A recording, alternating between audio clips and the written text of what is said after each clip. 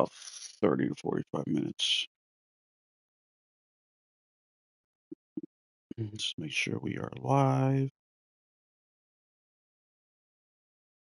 Little Nightmares 3. Can't wait for that game. Love Little Nightmares. You ever play Little Nightmares?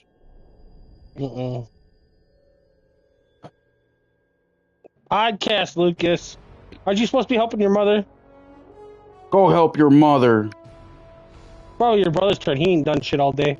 When they start school. Thursday. What, 2 days? Like I thought 2 they'd start on days this week? Tuesday. Oh, Tuesday. No, I thought they'd start Tuesday. They don't start till Thursday. I don't know why. That's stupid. Just start Tuesday, bro. Like, what the fuck? Why are you gonna just give them a 2 day? Or might as well start the following week. You know what I mean? Yeah, no shit. Oh, I don't know. Maybe 2 days to get warmed up back to school and then get the weekend off. I mean, I guess it kind of makes sense.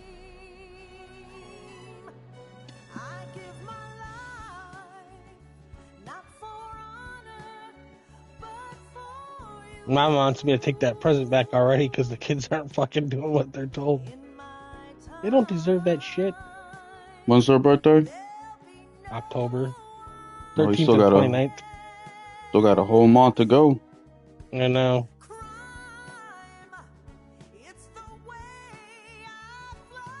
I'm watching right now. What's live right now is the Metal Gear music video thingy. Like the 007 kind of intro. That's what's playing. That's sexy, isn't it?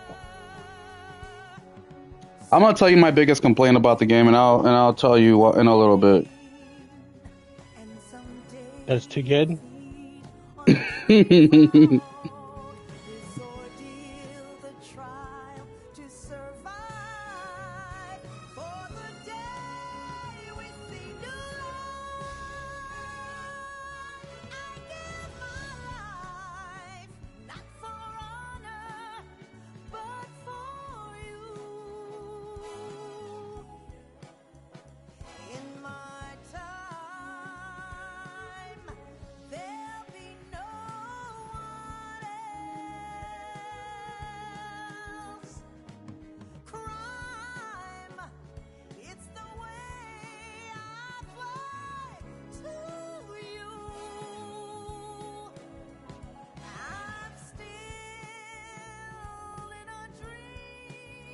All right, post is made.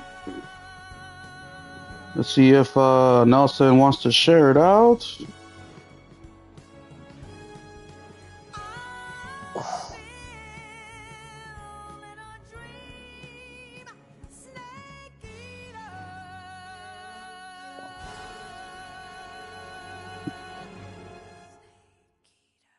Yo, what up, Henry? Just so you know, man, you're always welcome to hop on in, my guy. No, you don't really like this podcast, but I gotta ask. Oh, shit, you know, if you're in the main title screen, you can push down the R3, and it goes through all the filters. What up, Unholy Mayhem? I did not know that. Check this out, guys. You push down on the R3, and the filters change. Pretty freaking cool. Look at that. Yo, what up, RPG Voyager 88? We live, baby. We is live. Oh, that's cool. Did you know this, Nelson? That you can change the filters from the main title screen by pushing down on the R3?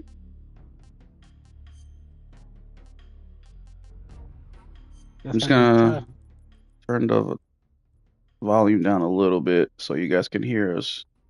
Yeah, I didn't know you could do that either. I just did it right now because when I have this tick where I just push on the L3 down or the R3 just while playing. And yeah, Nelson ain't no shit, bro. I taught him. And I just did it right now and bam. So pretty cool. Oh, got a trophy for doing nothing? Foodie. What is this trophy? Record any food item in your food collection. Oh, that's probably one of the bugs they fixed because I've been collecting food. Interesting. BRB got to pee. Nelson, I don't know. Nelson, are you okay? Yeah, People are worried about you. You're not talking. You usually cut people off. we haven't really started yet. I ain't been feeling well. Yeah, Nelson's been sick, man. Last couple of days. I didn't know. It's news to me because Nelson don't communicate. But I've been in bed. I've been communicating with my pillow. I hope Nelson is doing all right. Sounds You like he's can't hear doing all me? right. Yeah, we can hear you. Okay. Still got the shits like a fiend though.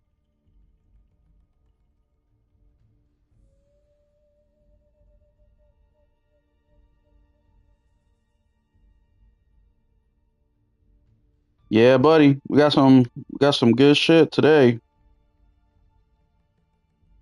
A lot of gaming stuff, right? News has been kind of slow. This oh shit, hold up. I got my Gatorade in the fucking freezer. What the fuck? I never make a rookie mistake like that. Oh man, I do that all the distracted. time.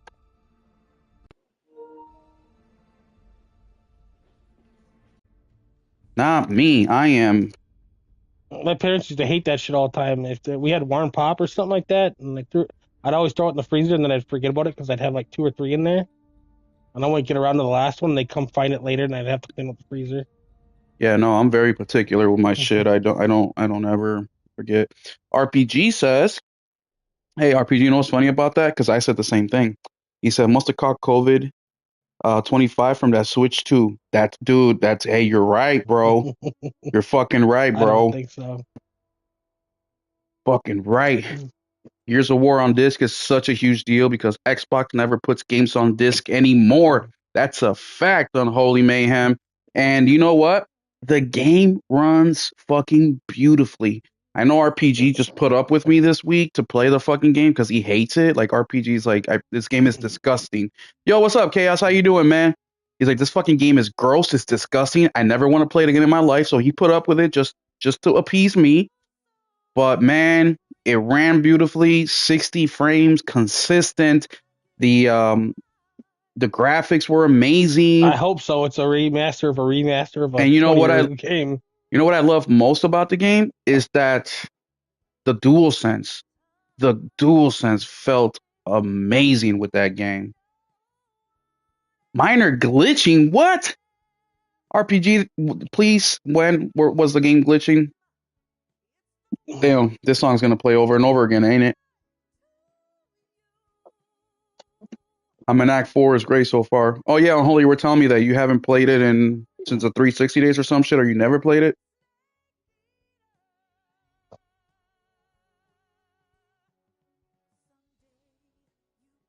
I get to play Gears all over again, and that's not a bad thing. Nah, Chaos. I play Gears. My first time playing it was back in 2021.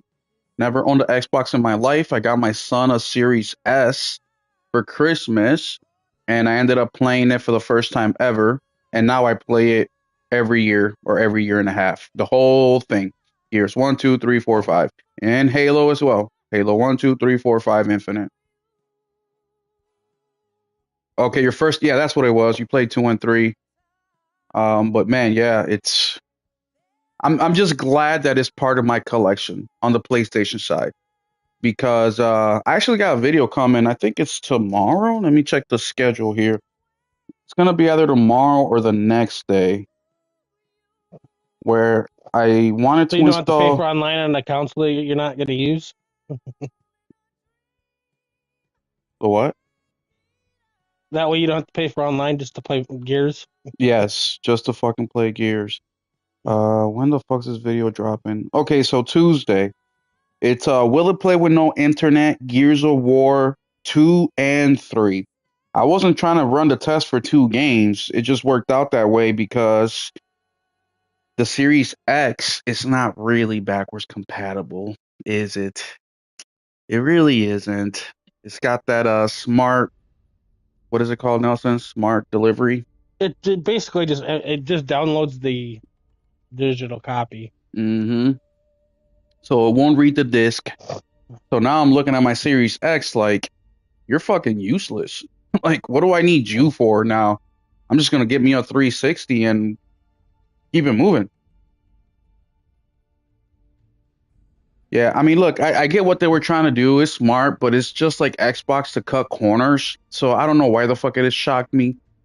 It's not that it shocked. Well, it did shock me, but I think I just forgot about it. Last time I turned my Xbox on was back in May, and I did it because they charged me for an extra month of Game Pass after I thought I canceled it. So I played that one game, South of Midnight, and I was like, fuck it, I'll just play that game while I'm paying for this fucking service. Yeah, I think I'm just gonna buy a 360, man. I'm gonna wait till I get a bonus check and just go buy that fucking console and get it over with. Shit, you can find them on Marketplace for like $40. Really that cheap? Hmm. Oh, I didn't know they were that cheap. Well, it's because nobody wants them, because most of the games you can play backwards compatibility at least one way. So if you want something newer, you just pick up an Xbox One and play the majority of the games that you own, anyways. Well, I just want something. Well, and this is something that people fuck up with because how long, before they cut the servers off, or delist the Yeah, fucking that's game, true. and then where's the access to that? Also, well, people don't really trip too much because let's be real, there's only so many games on Xbox that are big that people really want to play. The Gears, so those are always going to be available. But when you start getting into more niche things, right, that's where the problem comes in. For example, I got a copy of Quake 4 right now, and I even got the bonus disc. I can't play that on my Series X. I can only play that on the Xbox 360. Is the Xbox One backwards compatible with the 360? No, it's the So, same thing as the new Xbox. It has whatever the hell it had backwards compatibility last gen, because they stopped that program. so that sucks. Then I have Infinite on Discovery. That's another niche little game. So games like that, you might not be able to do the whole smart delivery system. So I definitely need to pick up a 360 for those specific reasons. Uh,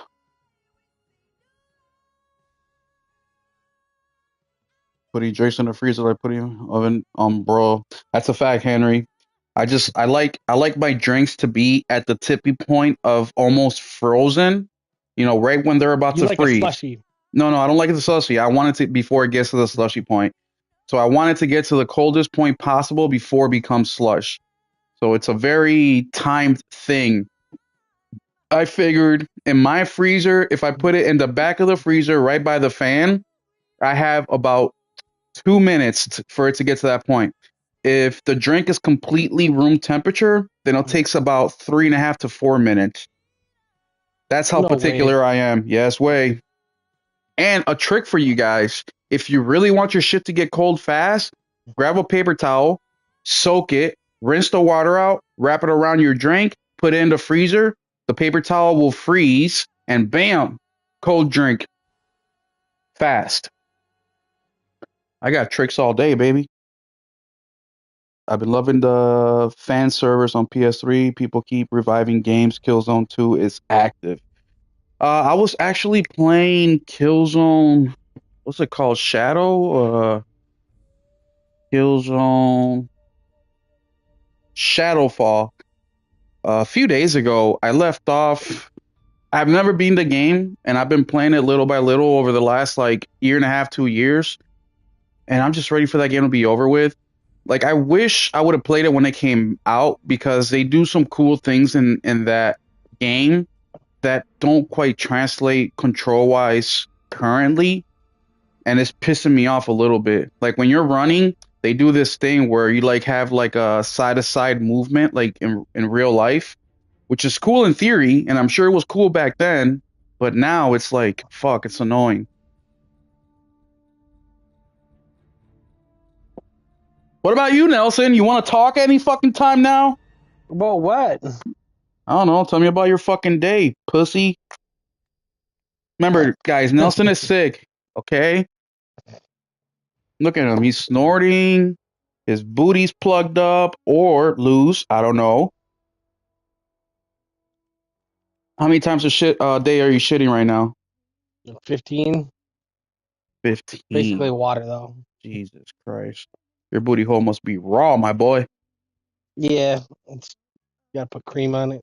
Hey, you got to remember, I ain't used to wiping that much. at least you're not in like the army still, where we're out in the field and you got diarrhea, dude. Oh man, people don't understand how blessed they are that we have fucking toilets and shit. I just told my son today. I was like, hey man, we gotta take a shower before we leave. He's like, all right, but you be downstairs or I'll be downstairs, you be upstairs, right? I'm like, yeah. So we'll take a shower at the same time. He's like, well, won't the water run out? And I'm like, no, dude, we're good. He's like, okay. And I was like, you know what? You're so lucky that we have two fucking bathrooms. When I was a kid, that was a luxury. Like, I didn't know anybody in my family that had two fucking bathrooms in their house. Like, we used to have to wait for one person to finish, then the other person, then the other person. And if you're fucking like the third or fourth person, you're pretty much fucked. No hot water for that ass. You have to take a ranger shower in and out in 20 seconds before your fucking balls shrivel up so far into your fucking.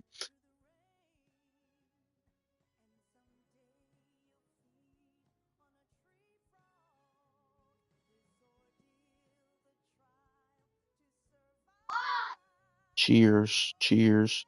Look at RPG with his fancy PC watching the podcast. Yeah, Unholy. Went picked up a PC. You didn't know this? Dude, No, RPG bought a brand new fucking PC. He could run NASA with that motherfucker. What up, Lyoko? No, I got lucky, man. My family, there was only four of us, man. Just me, my sister, my mom, and my dad. That's it, man. And we all had like different times for showers, you know what I mean? So it was never like too much of a problem, except you had to take a shit, right? Your sister's in the showers, like, sorry, bro, I gotta fucking go. You have to smell that shit up in there while you're showering because I can't hold it. And then occasionally we have family come into town and stay with us, but that doesn't, that wasn't too often. For a long time, I lived in a duplex. Then in 2021, me and my mom and grandmother came together to rent a house where the rent is like 1,000 a month and it has two bathrooms. Yeah, dude, I'm all about that. When I was a young, hey, what up, Dennis? How you doing, man? When I was a young man, I thought that getting my own shit, my own house, apartment was like freedom. Nah, bro, that's enslavement because now you're responsible for all the fucking bills. I recommend to all the young kids out there, if you can live with your family and pay bills and split shit, do that, bro. Save your money, build your little bit of wealth because the real world out here, it ain't fucking easy. It's expensive as shit. But let's get into a couple of the intros and go over with you guys some kind of the plans for tonight.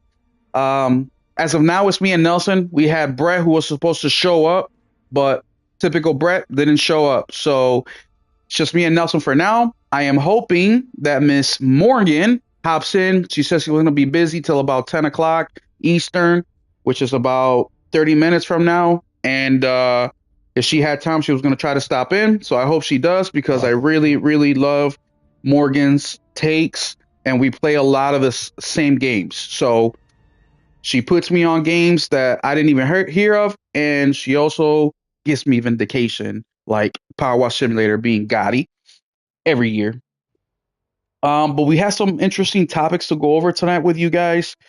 I wanted to focus more on the gaming this podcast because it kind of has been a historical week for gaming this week, and I even made a video about it, which is coming out tomorrow. shit. But it is a huge week for gaming. But today's topics, we're gonna be talking about um, first off, we're going to be talking about the games that are upcoming in the month of September because there is a ton of games coming in the month of September. DLCs, expansion, straight up new games. We're also going to be talking about Battlefield 6 and some cool information about why they're not doing the whole 4K ray tracing thing that a lot of games like to do nowadays. Then we're also going to be talking a little bit about PC and PC gaming and coming from console players, what that means. And, I think a lot of people are starting to open up a little bit to the idea of PC, especially with the conversation of exclusives. So it's going to be an interesting topic. We're also going to be talking about how Battlefield 2042 and Mario Kart 8 are doing better than their predecessors. So super, super interesting topic there. We're going to be talking about Silk Song, and not about Silk Song in specific, but the effect of a huge game like Silk Song coming out and what that does to the gaming industry, especially to other indie titles. We're going to be talking about Metal Gear Solid. We're going to be talking about Gears of War, of course. We're also going to be talking about PlayStation in regards to their live service and then their Tokyo Game Show lineup. We'll also be talking about Nintendo. And if we have time, that's when we'll get to all the other stuff. But those are going to be the main topics of the evening. And I'm excited to go over all of them. So let's start with our intros real quick. Welcome to the State of Gaming podcast.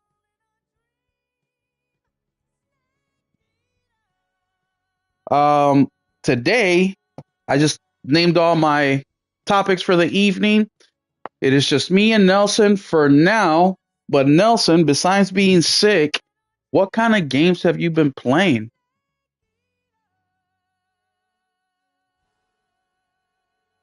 Nelson, Yeah, what? you awake? Yeah, What games have you been playing? Metal Gear and Gran Turismo and Helldivers mostly. All right, tell the people about Metal Gear. Since it's your favorite game ever, you should be It's talking about it amazing. I nonstop. love it. I don't see no issues with it. I don't know what people are complaining about. Not yet, anyways. I guess I'm not finished with it, but So is it a 1-for-1? Is it pretty much a 1-for-1. Yeah. anything new? Nope. So it's the Not that I've same. noticed. Okay. Okay, Helldivers. How's the Halo The stuff? update, I bought that stuff. It don't even look that much like Halo, to be honest, but I wanted it, so I bought it. Mm-hmm. I haven't tried the shotgun yet or the pistol. I did just acquire those, but I went right back to Metal Gear after I did my dailies. So yeah, Okay, what's all included in that? What did you get? I got a pistol, a shotgun, the battle rifle, and some skins. And how much was it? Not $15. Wow, that's kind of expensive The normal for ones are 10. that's what I'm saying for Halo. When the normal ones are 10 Yeah, bucks, 15, or for Helldivers, that's an expensive uh pack or whatever you call it for Helldivers when everything's 10. yeah. And Well, then anytime you contract anything, it's gonna be that way and what was the because they third want their game cut too. I don't know. I picked up Shinobi too, where but you that get ain't it come from? yet. That's from Limited Run. Limited Run. Oh, yep. They still haven't shipped my fucking shit. I'm pissed about it. I pre-ordered mine back in May. Back in May, they still ain't ship it out. And that's all you've been playing this week? Yep. I've been in bed most of the weekend, so Okay, cool. Well, good talk. Me this week, yeah, unholy. Mine hasn't shipped either, man. I'm pissed. I've tweeted out to Limited Run Games twice. Like, yo, where's my when's fucking it games supposed to at? ship? Anywhere between the 24th and the 31st. Well, today's the fucking 31st. Well, I don't think they're gonna make it. Well, that's ship date. That's not a arrival date.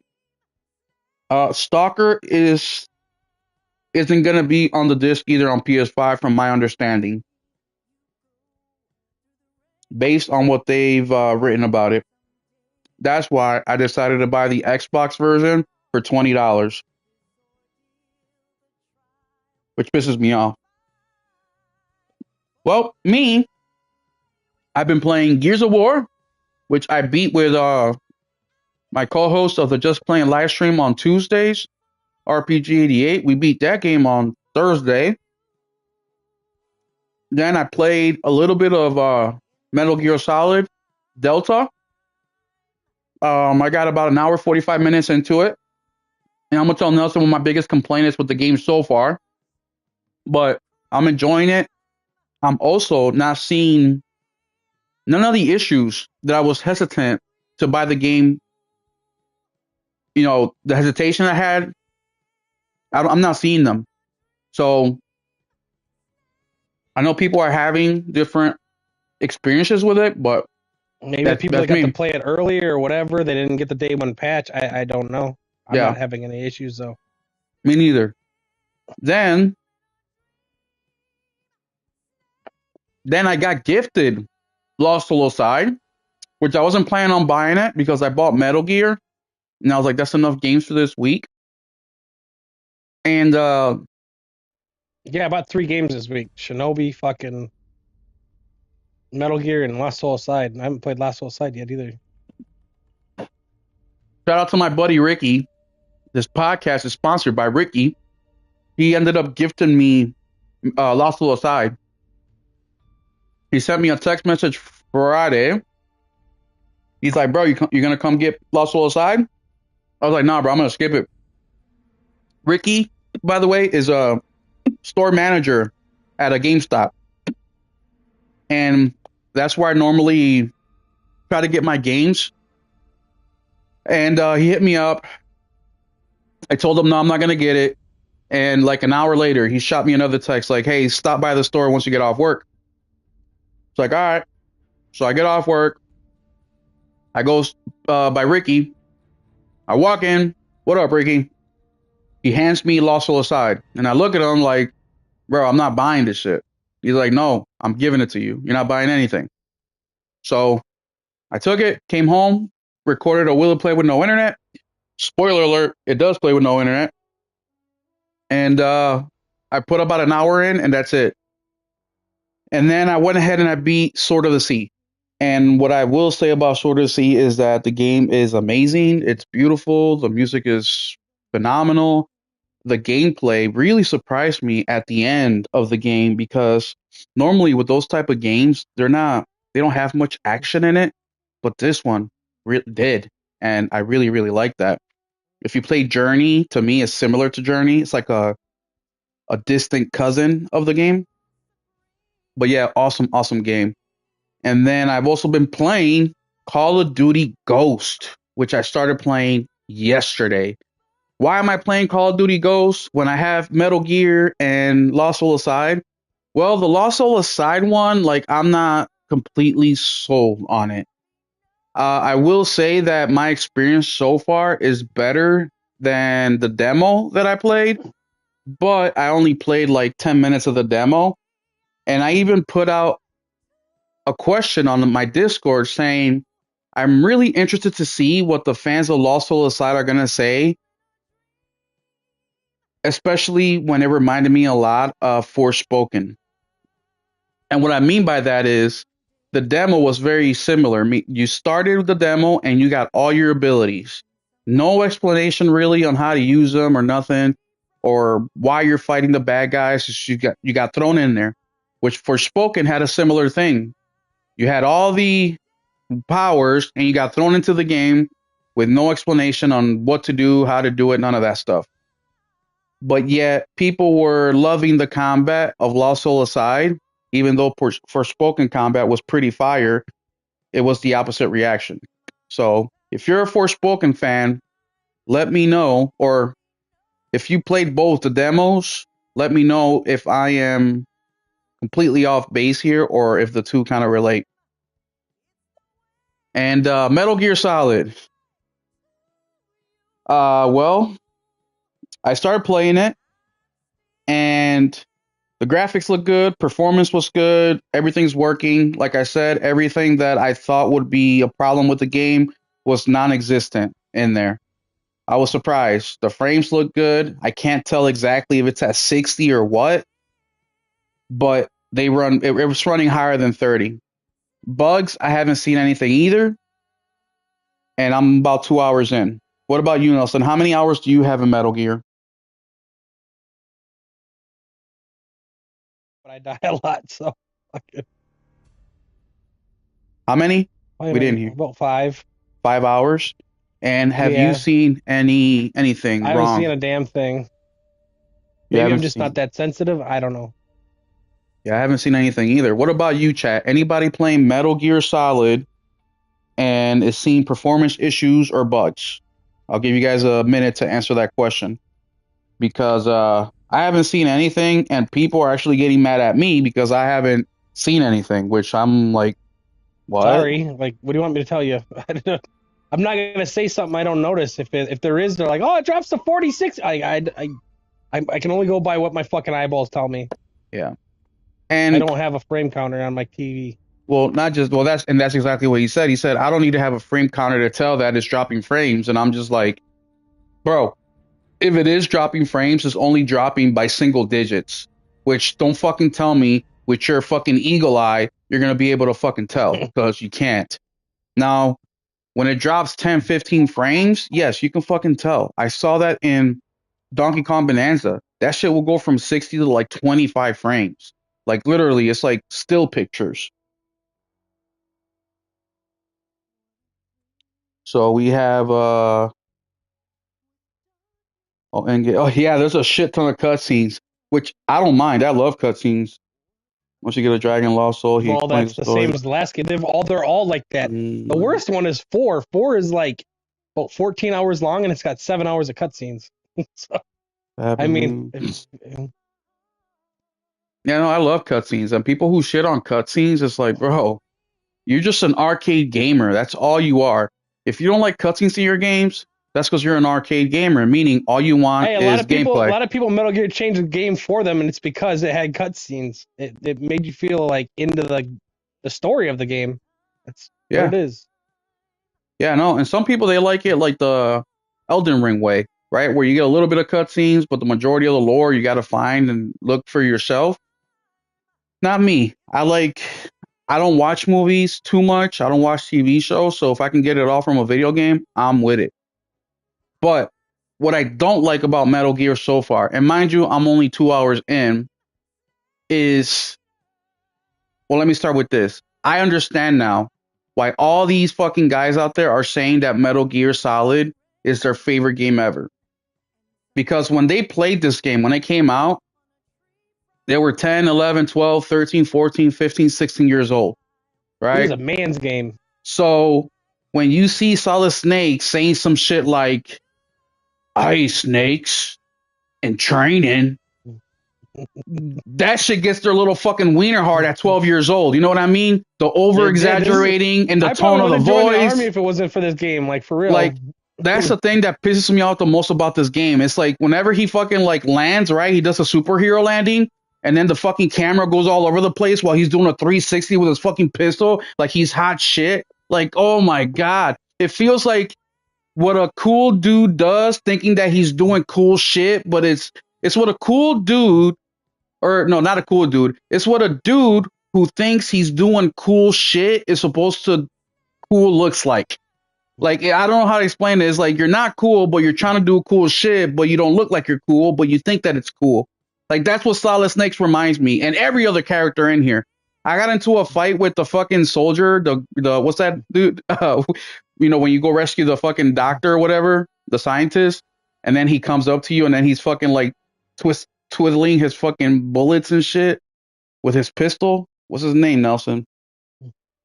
Oh, Revolver Ocelot. Oh my god, it's fucking annoying. Like dancing and shit, doing the splits. Like what the fuck is this, bro? So I understand completely That's why they call him Revolver. why all these dudes say Metal Gear is their favorite game. Because Goat. if you're a 12-year-old, this shit would have been like the best thing ever, right? Then you include the women with their fucking tits out. Well, not literally tits out, but cleavage and shit. Oh, they get it on like Donkey Kong right away. Like you just gotta say I'm Snake, and they're like, oh, Snake, my Yeah, hero. dude. So now I Fucking, get it. here's my titties. So Fucking nostalgia is a hell of a drug, bro. Because any 12-year-old that sees this game, especially if you're a boy, you'll be like, "Yeah, this is fucking cool. This is fucking badass." Over here, I'm just like, "This is oh it's my amazing. god, I'm it's fucking still 12, ridiculous." I guess. I don't know. I don't know what to So tell you. I'm having a blast. it's a thing that's annoying me the most. But I get it. It's Kojima, and but yeah, it's fucking annoying, bro. Like it's I cringe. I cringe at a lot of the shit that I see on this fucking game, and I'm only two It's so hours in. good. But what I really like about the game, that Kojima was able to master was the whole stealth and, you know, the one man army shit and surviving with nothing but yourself. Like that's all fucking fire, and I love that shit. So I'm looking forward to playing more This was the gameplay. first game where he has to eat. Usually you just take rations. Now you have like stamina and shit. Hmm. Yeah, no, I'm excited to continue, even though I haven't been back. I just want to like, I don't know. I'm so interested in so many games that it's hard for me to stick to one unless it really captures my attention. Uh, yeah, bro, Henry is super, super fucking cheesy, man. But before I continue on, now that me and Nelson kind of got the intros out the way and the games that we've been playing for the week and all that, let me just stop for a second and give a couple shout outs, man. So, first things first, for those of you guys that don't know, yes, thank you, RPG. Hit the like button, y'all. Please hit the like button, helps out the channel a lot. And another thing that's been helping the channel a lot is the Keep It Gaming crew. For those of you guys that don't know, I started my membership 2 weeks ago, and it's called the Keep It Gaming Crew. And by becoming a member, you get to see all the videos that I have uploaded to YouTube that are scheduled to come out at a specific date. Every day, I drop a video, so I record 2, 3, 4 videos at a time and schedule them. Because there's going to be times where I can't record a video every day and I can only record a video twice a week, so I just knock out a few at a time. Right now, currently, you have access to 12 videos. 12. That takes you through the halfway of September of videos that you get to see before anybody else. Another thing that you get is, of course, badges, and I'm working on super specific ones, so those should be uploaded in the next 2 weeks. You will also get member only live chats and member only streams, which I'm waiting till we get a consistent member base so I can ask everybody what's a good time and date that works with people. And the last thing that you're going to get by becoming a member, besides supporting the channel, is every month I am doing a giveaway. $20 PlayStation Store gift card will be given away to one of my members every single month as long as we are over 10 members. And this month we are at 14 members. So the giveaway is going to be announced tomorrow. Tomorrow, the first winner of the giveaway will be announced. So if you want to be part of the giveaway, which is automatic as long as you become a member, sign up to the Keep It Gaming crew, help support the channel, help Will support the channel itself so we can keep doing what we're doing. Every single dollar we make, we're reinvesting back into the channel, more games, better recording equipment, better editing software, and also get some of those games that I don't really give a fuck about. But because the community wants to see them, we got to figure out funds for that, dude. I work for a living. You know what I mean? I can't afford everything by myself. And to say thank you to all those people out there that became members, I want to thank Steven Leone for making that happen. He gifted us 10 memberships last week. So shout out to Steven. But let me give a shout out to all the members that are currently subscribed to the Keep It Gaming crew. The very first one ever that subscribed and believed in me is Voyager88. Voyager, thank you so much. You were the very first person to subscribe, and it means the world. Thank you. Then we got your boy, the boy, Mr. Henry Heck. And it was a race between him and RPG, and RPG just happened to beat him out by an inch. But Henry is family of the channel. He can do whatever the fuck he wants. If he wants to come on the podcast unannounced, that's what the fuck Henry does. If Henry wants to fucking put a video out, that's what the fuck he does. If Henry wants me to make a fucking video for him right now, that's what the fuck he gets. Then we have Mr. Steven Leone, who made it possible for us to get 10 additional fucking members. Shout out to Steven. And I'm going to send you a DM tomorrow. Then we got Skywarther, who actually became a member while I did my very first live on my phone. I wasn't even streaming a fucking game. I was just chilling on a Friday night or Saturday night. And he's like, you know what, Will? I like what you're doing. I'm going to become a member. And he subscribed right then and there. So shout out to Skywarther, also known as Sky. Oh, you know what I'm picking up next week that nobody's been talking about because it's a franchise that I like that nobody else probably cares about? Hot Shots Golf, my guy. Well, Nelson, we're going to get into that for our first topic. Thank you for interrupting me during the most important part, the people that pay the bills. Thank you. Now, Speaking of, the next member is Nelson Gaming Culture, who claimed a free membership from Stephen Leone. Thank you, Nelson. Then we have C Steven, Fresh of course. 2180.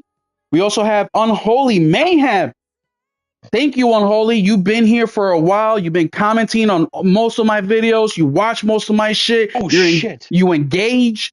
Bro, that means the world to me as well. Thank you. Then we have Mr. Platinum Lysa Peace himself, Warwana. Then we have Josh Ayers. Without Josh, I would have never known about Doki Doki Literature Club and became one of my favorite games that I played this gen. Then we also have Something You Can Eat, Iron Man, who's supposed to be on the podcast today, but said, fuck it, your podcast is not important, even though he wanted to come on. I didn't ask him. Then we also have Be More Grateful, I Love Motorbikes, and Major Accident 13. So those are the current members. Thank you guys so much for becoming members, and I appreciate the support. And tomorrow, I'm going to announce one of you guys as the winner of the $20 PlayStation Store gift card giveaway for the month of September. Now, let's get back to the podcast. Our first topic of the evening is I want to talk about games that are coming out in the month of September, because there's a lot of fucking games, guys. There is a ton of games. And I have a small list here. I don't know if Hot Shots is on there, but Nelson, if you think of any other games that come out in the month of September, let me know. By the way, Borderlands. well, don't just yell shit out. Just listen to the list, and then if I'm missing something, then yell shit out. So what we have here, and these are going to be in order. September 2nd, which is this Tuesday, and shout out to the boy Henry Heck, who me and him are looking forward to this game, is Metal Eden. A lot of us played this game. There's a demo currently out on PS Plus or PlayStation Store. Nelson, you play Metal Eden. What do you think about it? I think I'll be getting that one on sale. I'm going to be getting it day one, depending on the price. If it's 20, 25 bucks, I'm going to jump on it right away. I think it's 60, so. No way. Ain't no way it's 60. I'm pretty sure it is. Ain't no fucking way it's 60. September 3rd, which is a game that I put down on my list when I saw it announced during the State of Play, I believe it was, the one that I shitted on. Hirogami. Do you remember that game, Nelson? Hirogami? Yeah, no. Dope looking game. Go check it out. Yeah, Unholy. Metal Eden is a dope game. Then September 4th, I think the boy Henry Heck is also picking this one up day one. Hell is Us.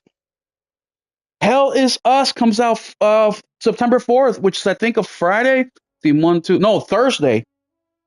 On Thursday, September 4th, we also have Indiana Jones, The Order of the Giants DLC.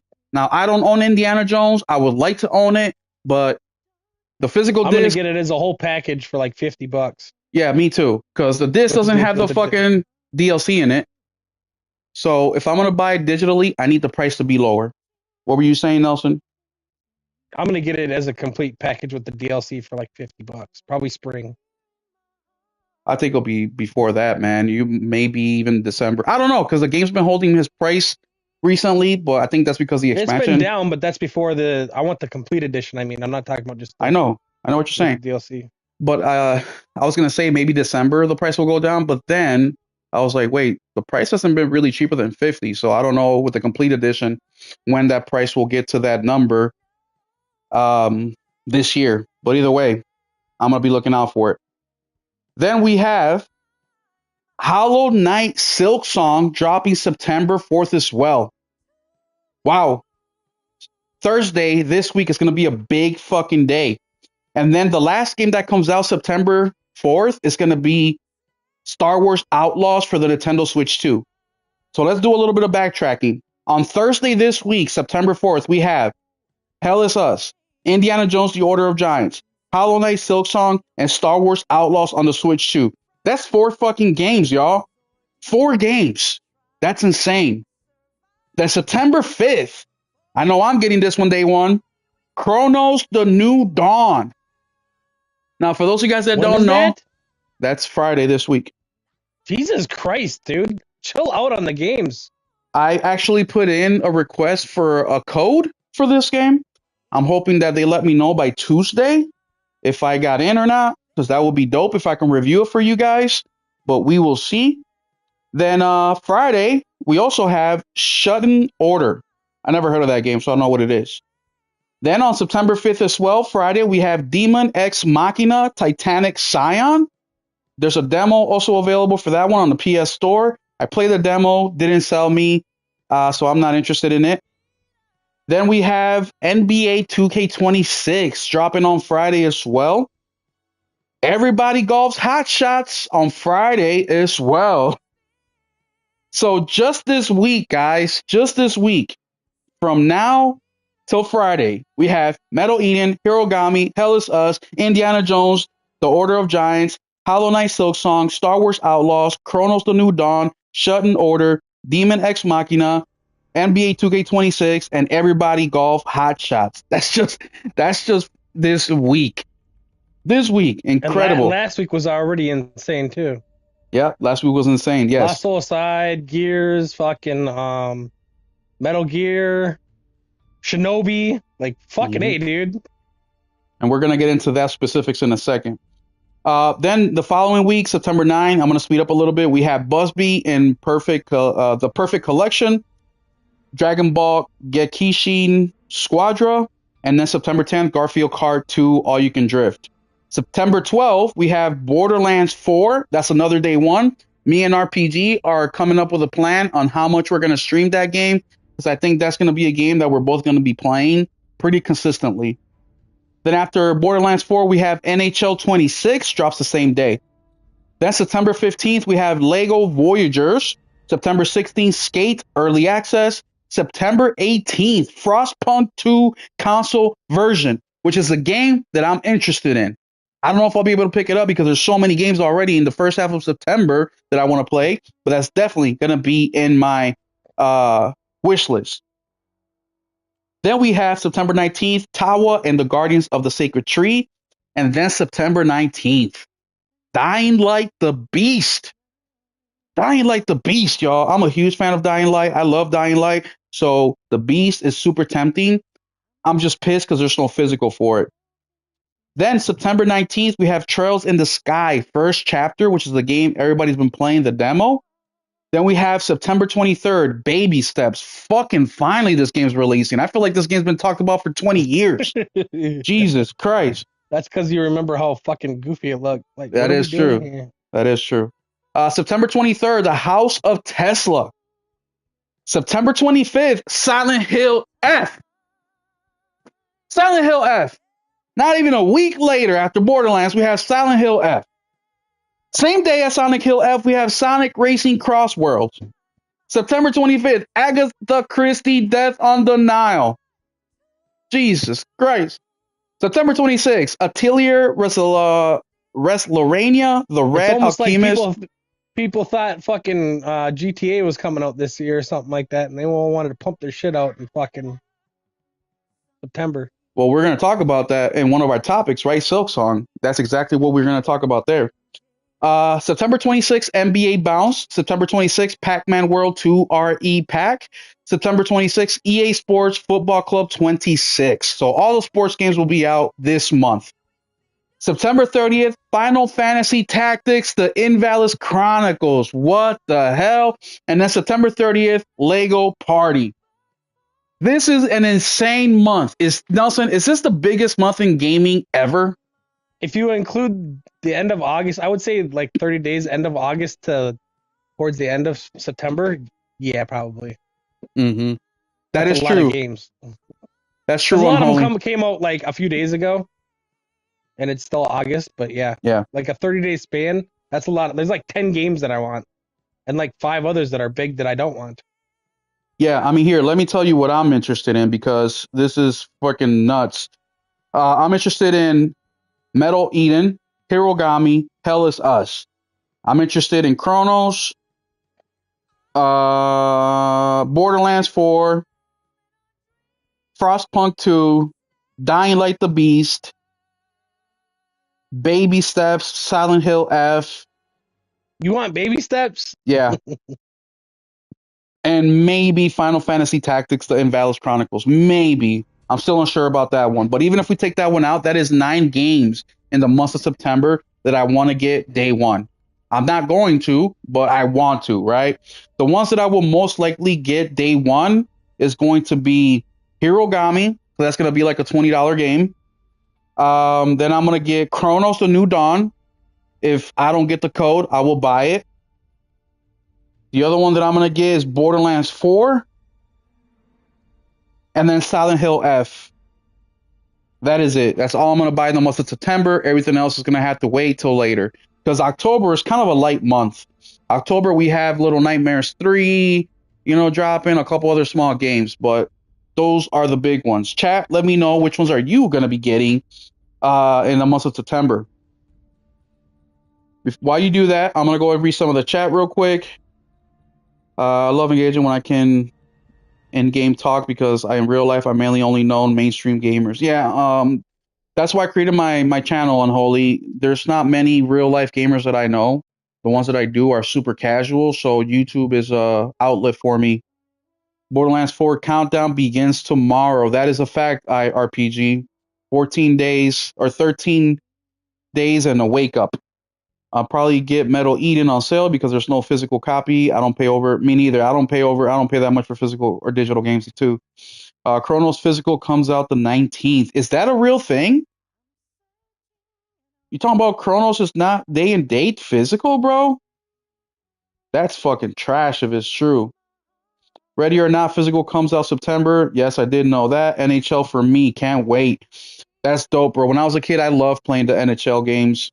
I'm ready for Pac-Man World 2, Silent Hill F, Chronos, and Ready or Not Physical copy. That's fucking dope. I'm waiting for my physical Hell is Us. Yeah, that's the thing. Hell is Us is made by like 60 developers, I believe it was, and they're doing a physical day and date. Why the fuck isn't Chronos, who has 200 and something developers, not doing a day and date physical? That's fucking ridiculous, man. That is ridiculous. But since we're on the topic of all these games coming out, and then Nelson talks about it's like GTA, and all the people that are coming out, let's start off by reading this quick little article, and it's titled Seven Games Have Been Delayed by Hollow Knight Silksong So Far. So GTA ain't the only one that's making people move their fucking schedule around for release dates, right? Silksong is another one. And mind you, Silksong is made by like 14 people, I think it was. I think it's 7, but 7? So a super small amount. So let's go ahead and read this. And it says here, 7 games have already been delayed due to the reveal of Hollow Knight Silksong release dates. It's fair to say that Hollow Knight Silksong was one of the most eagerly awaited games in recent years. So it makes sense that these developers and publishers would try to get out of its way. After around 7 years in development and countless jokes about wearing clown makeup in his community, Hollow Knight Silksong will finally be released September 4th, which is this Thursday. The eagerly awaited announcement happened out of the blue, so some indie developers already have plans to release games near the date. However, some studios have quickly changed their minds. Games delayed due to Hollow Knight Silksong release. 7 titles have already been delayed in the wake of Silksong release on September 4th. Eterna Lucis, Baby Steps, Clover Pit, Demon School, Phaeland, Little Witch in the Woods, and Megabonk. I haven't heard of any of these games except Baby Steps. And Baby Steps, well, every single one of these games specifically said they're getting out of the way of Silksong. Baby Stepping specifically made a joke out of it.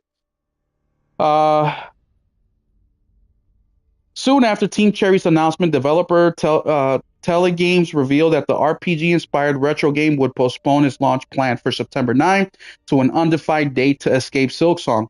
The side-scrolling action-adventure Eterna Lucis was in an even more precious position, being in essentially the game genre as Silksong, so the devs delayed it to 2026, citing Team Cherry's title and the lack of Switch 2 development kits, which is another topic we have for tonight.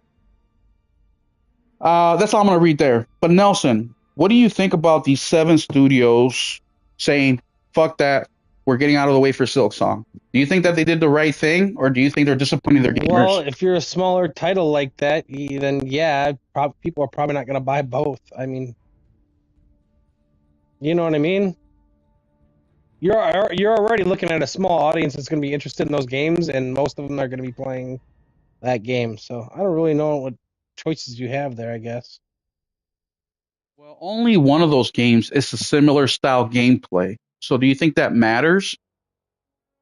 Probably.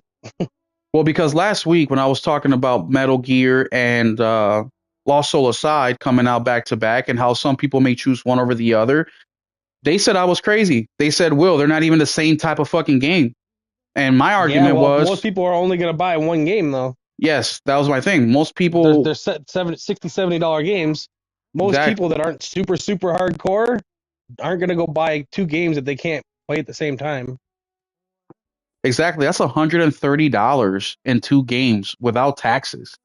So you're looking Shit, at, I would have picked up Gears too if it wasn't three games I wanted. Were four games I wanted were all released the same week. I picked three, and the other, and I don't plan on buying anything other than Hot Shots probably till the end of the month.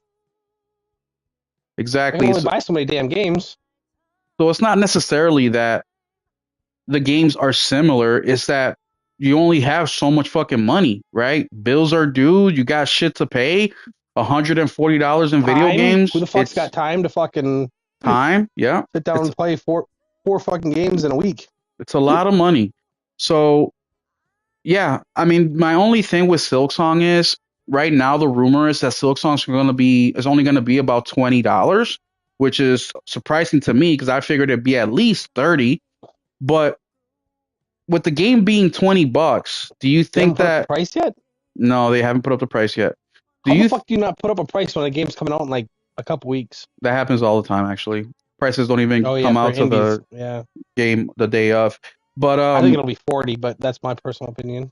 well, they're saying it's going to be 20, which is shocking to me. I don't think it should be that low. To give you guys a quick reminder of what we talked about last week, Hollow Knight, the first one, sold 15 million copies. So for people that are wondering why the hell are they going to get out the way for Hollow Knight, what's so special about it? Well, it sold 15 million copies. That's what's so fucking special about it. Shit, 99.999% of games will never sell that amount. So the fact that a super small indie game, I think it was made by four people at the time, that sold that many is a ridiculous fucking number. So that's a powerhouse, you know. And this is how comfortable Hollow Knight Silksong is with themselves. Those assholes didn't even fucking they didn't say anything about this game, and all of a sudden they say, "Hey, we're ready, and we're dropping it." By the way, in 2 weeks, you know, like no marketing, no nothing. It's like here, you have 2 weeks They ain't of worried about shit. They know it's gonna sell just because people have been bitching about this game for like fucking 4 years. mhm. So it's insane to me. Not me, but the other people. Oh, it's insane Ooh, to I me got a too. machine gun finally. Cool podcast. I'm heading out. All right, Dennis, have a good one, man. I'm getting Bendy and the Dark Revival, Ninja Gaiden Ragebound, and the Legend of Hero Trails in the Sky first chapter. Yeah, a lot of people are gonna get that The ink machine. Legend of Heroes. It's probably for the best. Those songs will hurt their sales. It doesn't matter if games are similar or not. It's about the money. Dudes, games are expensive. I cannot. Yeah, exactly.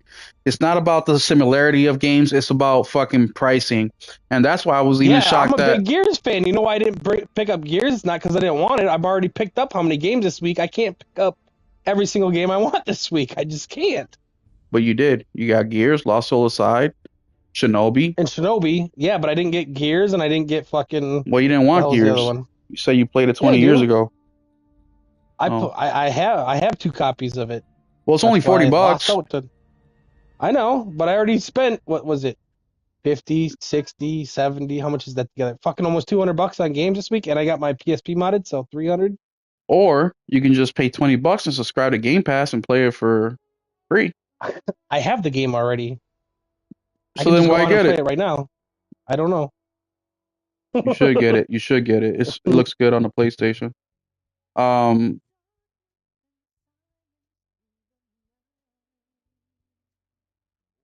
I will get it. It's just lower priority than. yeah, this week The the thing only about it is, game. I had a heads up about Lost Soul Slide 2, and I still went out and bought it. Yeah, You no, know, the I talked only. to a dev that was like, he was like, I wouldn't get too excited about Lost Soul Side. I don't think it's actually going to release September. It would shock me if it would release by September because he knew how bad it was, and it released. I mean, people are still saying how bad it is. So I don't know. I've been playing it. I'm not like in love with it, man. Like it seems like it came out 10 years too late. You know what I mean? Just the way the game feels, the story, the characters, like I don't know, like it's not quite clicking with me. The only game I'm gonna be getting this week is Hirogami and Chronos. Or I was gonna get Chronos, but the physical won't come out till fucking middle of September, so that frees me up a little bit. So I'll see if I'll buy another game. Probably not though, because I still got Metal Gear and Lost Soul aside. But yeah, it's a crazy, crazy month, man. And something that I read in the article that we'll lead into next is a couple of developers in there said that there is a lack of Nintendo Switch 2 dev kits. And I want to get with that with Nelson real quick and kind of brainstorm of why that is because you would figure third party being the majority of the sales for any console maker, why is Except Nintendo, Nintendo, including Nintendo, why is not including Nintendo, Nintendo. yes, including Nintendo, it actually makes up 75% of Nintendo's money. No, Why is Nintendo so far behind? So let's go ahead and read this real quick. It says here Nintendo Switch 2 third party lineup may be suffering from a lack of dev kits. There may be fewer third party titles in development for the Nintendo Switch 2 due to reported scarcity of dev kits. Since its launch on June 5th, the Nintendo Switch 2 has proven to be elusive console for some potential buyers, and it appears the same is true for third-party developers eyeing its dev kits. A few months ago, the Switch 2 began a fresh chapter for Nintendo, ushering in a new generation of the company's hybrid console offering. The beefed up successor up to 2017's original brought several new features, including significantly more powerful internal hardware. Thanks to this upgrade, some games that ran modestly on the original Switch received big performance boosts on the Switch 2. It seems like not enough developers are currently in line to leverage the latest Nintendo system hardware power to ship their games, and it's apparently not due to their own unwillingness to do so. Nintendo has been almost discouraging third party developers for the Switch 2 by failing to provide studios with dev kits. For Digital Foundry's John Linnerman, Insider Gaming, he continued by explaining that some devs have been told by the gaming giant to simply make their games for the Switch 1 and let the Switch 2's backwards compatibility cover for the absence of the dedicated version for the latter console. Linnerman also stated that many devs from who he talked to at last week's Gamescom also echoed the same sentiment and said they were unable to build games for the newly released console because of dev kits being hard to come by. On the other hand, Oliver Mackenzie's of Digital Foundry revealed that there were weird decisions when it came to distributing dev kits, in which certain indie studios received the hardware that even AAA devs were struggling to secure. There is little denying that the early months of Switch 2 lifecycle has seen noticeable sparse game lineup. Although the Nintendo console has sold incredibly well, there may be a section of potential buyers who have not pulled the trigger yet due to the very limited number of Switch 2 specific titles being available right now. Has Switch 2 dev kits been delivered to more third party studios in time, things in this regard may have been different and may have resulted in even better early sales for the console. So I spoke about this before, and I said that Nintendo, and this was back when the Switch 2 launched, and I talked about how selfish Nintendo was with third party, right? Because one, Nintendo with the dev kits have been very limited, which we found out right now that is the case. So they didn't even partner up with many third party games to give them the chance to show off their software, right? And everything that Nintendo's been showing, third party has taken a backseat. And at the pace that Nintendo's releasing games, they really need third parties' help here. So far this generation, all we've had from Nintendo is Mario Kart World, Donkey Kong Bonanza. We just got the Kirby DLC. That's it. Oh, we also got that wheelchair game, which $10 or $20, and then we got their that little demo kind of game that shows you about the Switch for $10. But that's it, man. That is their lineup for this generation so far. The next game that we're looking at, Metroid, which we have no date for, right? Then we look at third party, and there really is only one game that is separating itself from the rest, and that is Cyberpunk 2077. Cyberpunk 2077 accounts for 75% of all third party sales for the Switch 2. 75%. That is a lot. That is 75 games out of 100 is Cyberpunk 2077.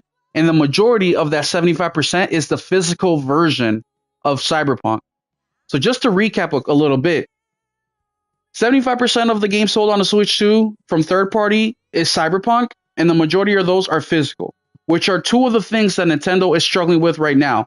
They're struggling with physical games and they're struggling with third party games. So, Nelson, why do you think that Nintendo is leaving third party out of this? I don't know. Switch One had the largest library of games of any console ever created, so So, why do you I think don't know if you Nintendo is knew leaving that. third party out of this? I don't know. Probably only have so many dev kits, and most of them are indie studios that create for the Switch, or they do them later on down the road. I have no idea. If you were a business, why would you be limited on it's not a hardware issue, right? They're building millions and millions of consoles. What other, let's brainstorm a little bit. Outside of I can't get dev kits made in time, which is not the case. Outside of that, what other possible reason could there be? Do you think that they want the consumer to focus on first party specifically right now, or do you think that they're just trying to push people Probably. away? That's my guess. Because most people, I mean, think about it. You go out and buy, I don't know, like I got two kids, go out and buy two Switches. All they're getting is Mario Kart and Donkey Kong right away, to be honest with you. Who the hell can afford to, you know what I'm saying? The rest of the shit they'll get down the road somewhere. Yeah, it's super confusing to me. We know that Nintendo is. Honestly, like, who's really, like, would I go out and buy third party games for Switch anyways right now? No, because I got to go out and buy this console, then Mario Kart and Donkey Kong and then Metroid. And I don't know if I'll buy Pokemon. Maybe my kids will want it, but Yeah, but you're talking as somebody who is buying the console 2, 3 months after it came out. Right, like I already beat Donkey Kong. I already raced on Mario Kart World. Kirby, I already played. Sure, I may be interested in the DLC, right? But that's besides the point. People don't really look at DLCs like it's a full blown video game. And third party, we know that does extremely well with Nintendo. So I don't, the excuse of there's, who the hell has time when we have all these games when there really isn't that many games. I just don't agree with that. Chat, what do you guys think? What is Nintendo's reason for not having enough dev kits?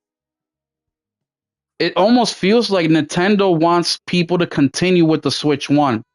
It almost feels like Nintendo only came out with the Switch 2 because of consumer pressure. I don't think Nintendo really wanted to do the Switch 2. I think that they were comfortable where they're at. It's their highest sold hardware ever. They're making more money than ever, right? Because cost is so low.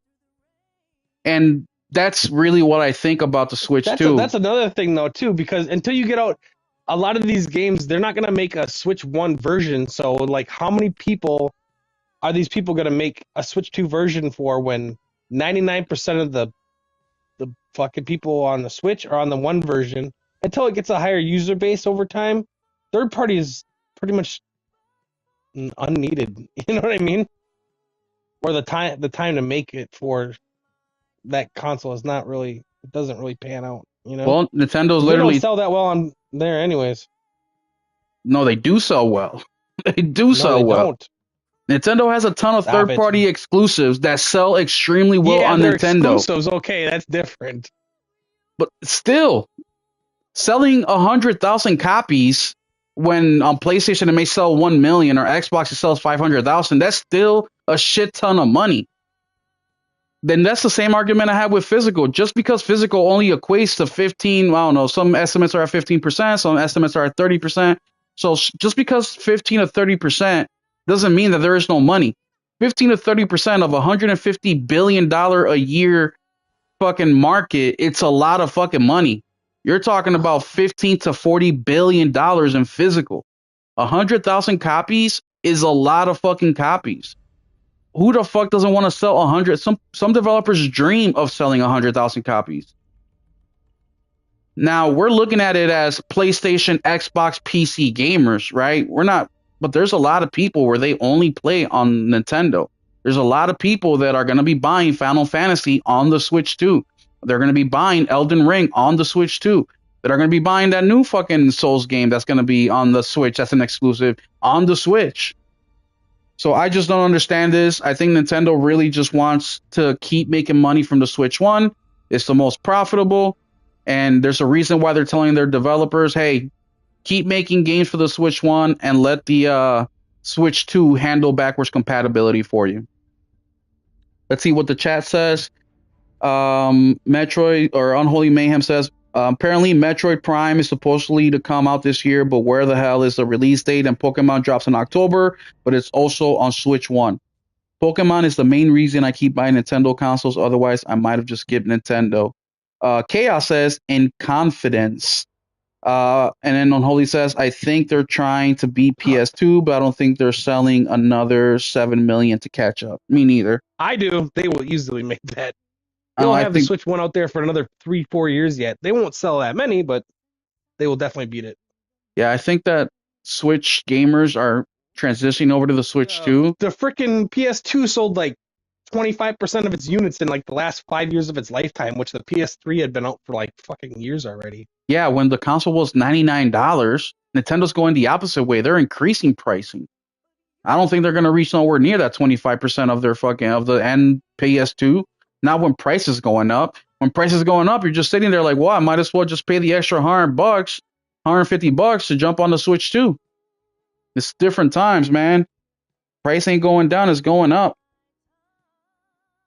Chat, any other reasons why you think Nintendo is freaking not making enough dev kits for their third party?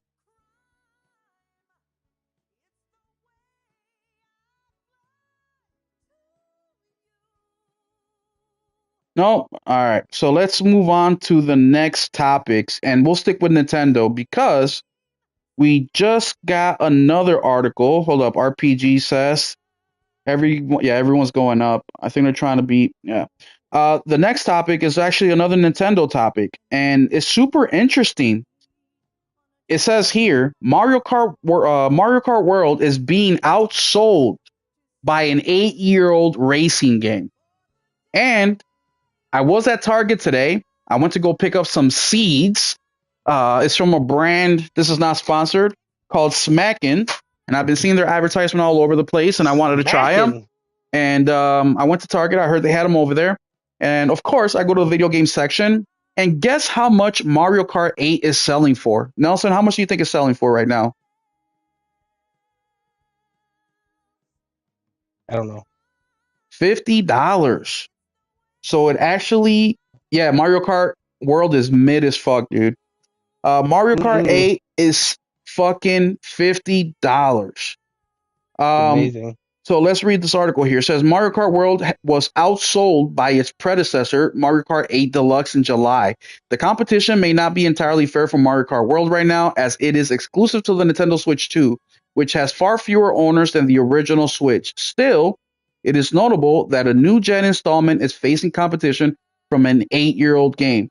And another thing I want to say here real quick is I thought the Switch was selling like hotcakes. Aren't the bundles selling like hotcakes too? So I don't take. Yeah, the bundles don't count. They're all bundles now, by the way. I just picked one up, you know? You can now no longer buy a Switch alone. It's all bundles. Jeez. And I do not want to, yeah. Thankfully. I cannot, but that's why I only got one, was because I could not buy because I'm not buying 2 copies of Mario Kart. You know what I mean? They can trade that shit back and forth. I'm not buying 2 Mario Kart bundles when I got 2 kids. Like, they can just borrow that shit back. You know what I mean? Yeah, I bought my Switch non-bundled. I wanted it to not be bundled. I didn't want to pay, or let me take that back. I did want to get it bundled because I didn't want to pay $80 for Mario Kart. And when I went to GameStop day one, all they had was the non-bundle of the Switch. I said, okay, fine. And I waited for Mario Kart World to get a pre-owned copy at GameStop, and I ended up paying like 55 for it because I refused to pay fucking $80 for that game. I just refused. Um, and I agree with you, RPG, F Nintendo. Uh, it continues on saying here Mario Kart World launched on June 5th, 2025, as a flagship title for the Nintendo Switch 2. It quickly reached several milestones and sold millions of copies worldwide, thanks to being one of the console's most wish-listed games. However, it appears that the sales have currently slowed down, allowing Nintendo's other popular racing game to dominate the charts. According to Matt Piscatella of Circana, Mario Kart 8 Deluxe outsold the franchise 2025 installment in July in terms of physical copy sales. His report shows that Mario Kart World fell from first to sixth place among the best-selling Nintendo games, while his predecessor rose to fourth. Interestingly, both racing game titles were still overtaken by one of the Switch 2 most acclaimed games, Donkey Kong Bonanza, which I just posted my review for Donkey Kong Bonanza. Actually, did I post it? I recorded it. It's uploaded to YouTube. I'm just trying to see if it's up, ready to go, or if it's still. Oh, it comes out on Tuesday. I just made a review for Donkey Kong Bonanza. Comes out on Tuesday. I think Unholy, you saw that review. Yes, Unholy did. Henry Heck did as well. And I gave the game a soft, a soft 8 out of 10. There was a couple things that really pissed me off. Performance was a big one. The frame dips, that was terrible. But it's a very solid, fun game.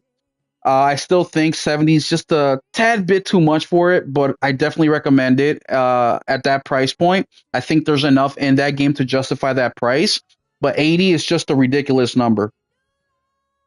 Um, Fans should note that Mario Kart 8 Deluxe has much larger potential audience available on both the Switch and Switch 2. It can reach nearly 158 million users. In contrast, Mario Kart World is exclusive to the Switch 2, a console that has only sold 6 million units. In fact, reports suggest that Mario Kart World has sold roughly as many copies as there are Switch 2 consoles, highlighting its financial success. The new installment in Mario Kart franchise has made a rough start with user reception. Many fans were frustrated by some of its revamped or removed features, as well as post-launch updates. Additionally, at $80, it is a pricey title on a console that launched at a higher price than many anticipated. These factors may have contributed to its falling behind in sales compared to more polished and affordable games like Mario Kart 8 Deluxe. Despite this, there is still a strong chance that Mario Kart World sales will pick back up as the Switch 2 user base grows, potentially selling millions more copies. In the coming years, it will be interesting to see how the competition between two Mario Kart games unfold. What seems certain is that Nintendo will continue supporting both titles for as long for a long time, and fans can expect more updates, particularly for Mario Kart World, which is being refined with each patch. Nelson, you played Mario Kart over at the store. What did you think of it? Fucking amazing. Absolutely fucking amazing. It was awesome. I loved it. How long did you play it? I played like 3 games. Like how long, roughly time? I don't know, half an hour. Half an hour. Oh, that's why you think it's amazing because you played it for fucking half an hour. Wait till you stick 10 hours Well, into I that had to get motherfucker. home. Wait till you fucking crack it open and play 10 hours. Let's see how amazing the game feels then. It's a fresh new thing. Once you fucking put any sort of serious amount of time, you're gonna be like, this shit is Amazing. boring. Fucking boring. You run out of shit to do within a few fucking hours. Not worth 80 fucking dollars. But let's get back to the topic on hand. Um, I agree it's a light but yeah, it's $50, man. $50 right now for Mario Kart 8. So I can see why it's selling. Also, there's way more Switch ones available. So it doesn't surprise me. Right now, Mario Kart World is basically one for one It's for already the. got 70 sales though too. Yeah, 70 million exactly. sales. Exactly. So doesn't surprise me at all that that's the case, but it But to be is. honest, a lot of people probably are like people that are upgrading. They're getting the bundle, which they don't count those sales. They only count physical for whatever reason. Mm-hmm. and people that are upgrading are selling their Switches, and people that can't afford to get whatever, they're picking up a Switch or a Switch Lite for like Breaking 120. news! Breaking news! Hmm? Team Cherry just posted an hour ago, 45 minutes ago, that Hollow Knight Silk Song will be available on September 4th. Release times is 7 a.m. Pacific, 9 a.m. Central, 10 a.m. Eastern for 19.99 US dollars, 19.99 euros, and 2,300 Japanese yen. So $20 for Silk Song. Wow. That is incredible. Wow. I still Okay. won't be buying it. For $20, I might bite. For $20, yeah, I might bite. Needs new Animal Crossing. They could have sold it for 30. I'm surprised. Yeah, they could have sold it for 30, man, and they would have sold just as much, in my opinion. But I think they're very consumer friendly. I think they're at that point because they just made so much money with the first one. So they're like, fuck it, let's just do a little bit of goodwill, which is exactly what CD Projekt Red did for their physical games. They didn't make as much money on the Switch 2 because it was important to them that they put the full game on the cartridge, and they opted for the 64 gig cartridge, which is some people say is between $10 to $20. I don't know how true that fucking is because ain't no way that cartridges are that fucking expensive, but we'll see. But moving back to Mario Kart, it doesn't surprise me. Nintendo has been doing really well with Mario Kart World. They're basically selling one for one. For every console they sell, they're selling a Mario Kart. But the other one that is surprising to me, the other kind of news little article is, where is it at? I'm looking up where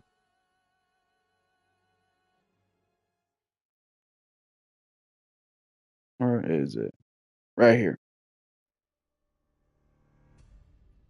Battlefield 2042 Steam player count is currently higher than Call of Duty's.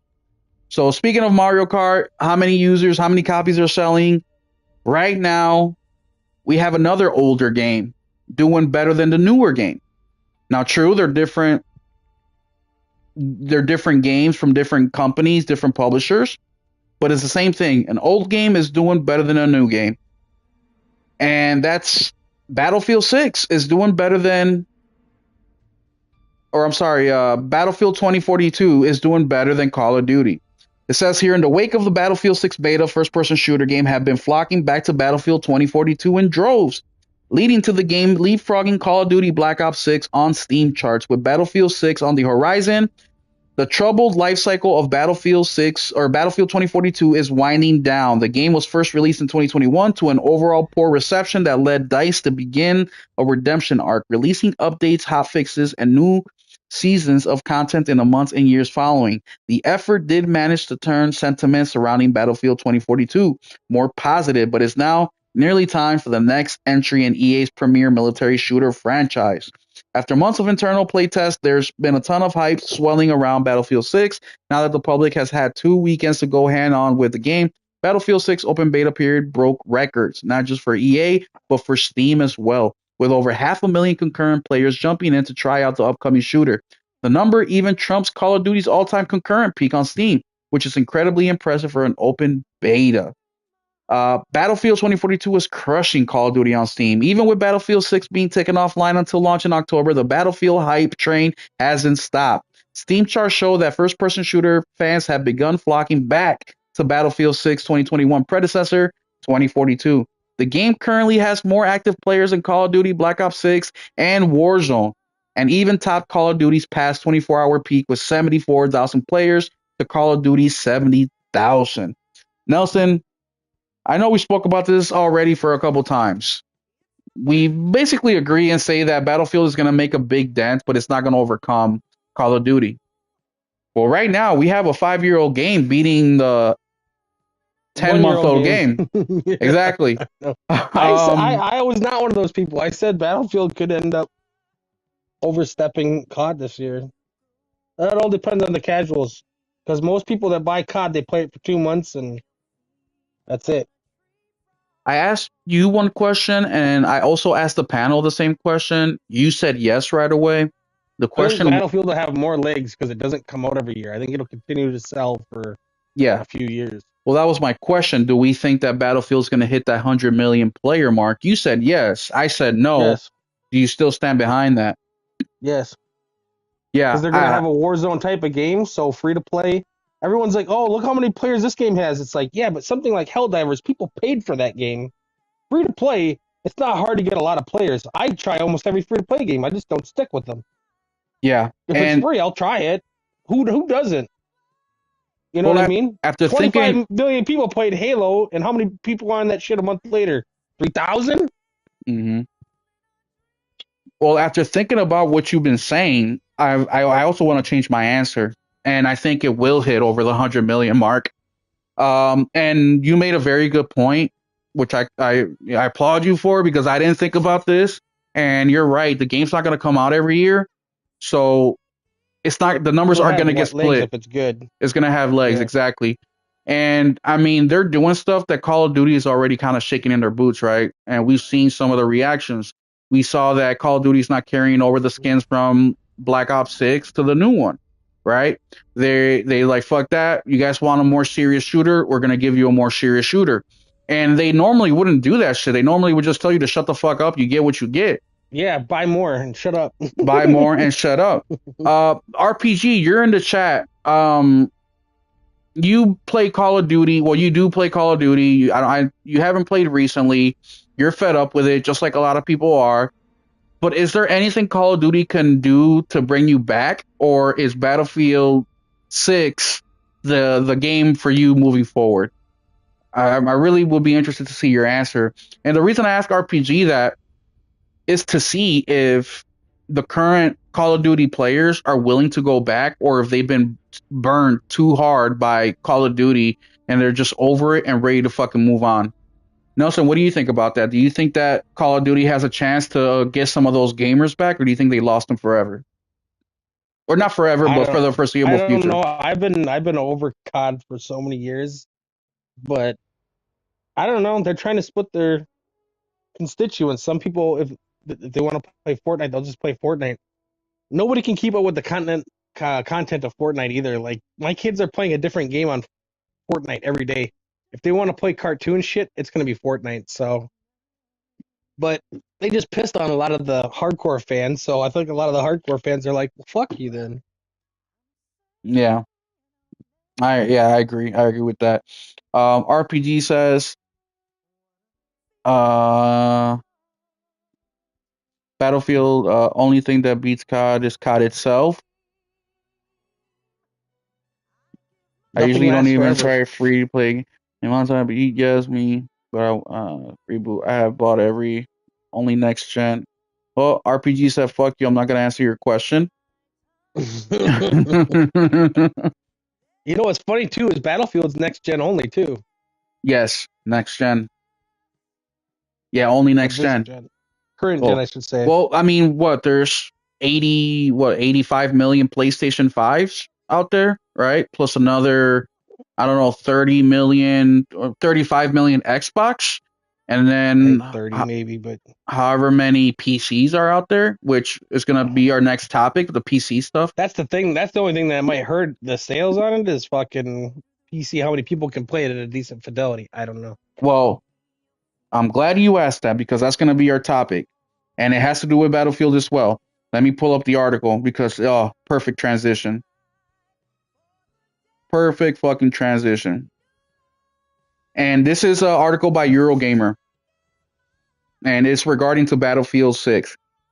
And the title is Battlefield 6 devs say a significant number of users played the game below the minimum recommended specs as EA points to the importance of weaker hardware. A substantial number of Battlefield 6 open beta players were playing on or around the minimum recommended specs, according to technical director Christian Bull.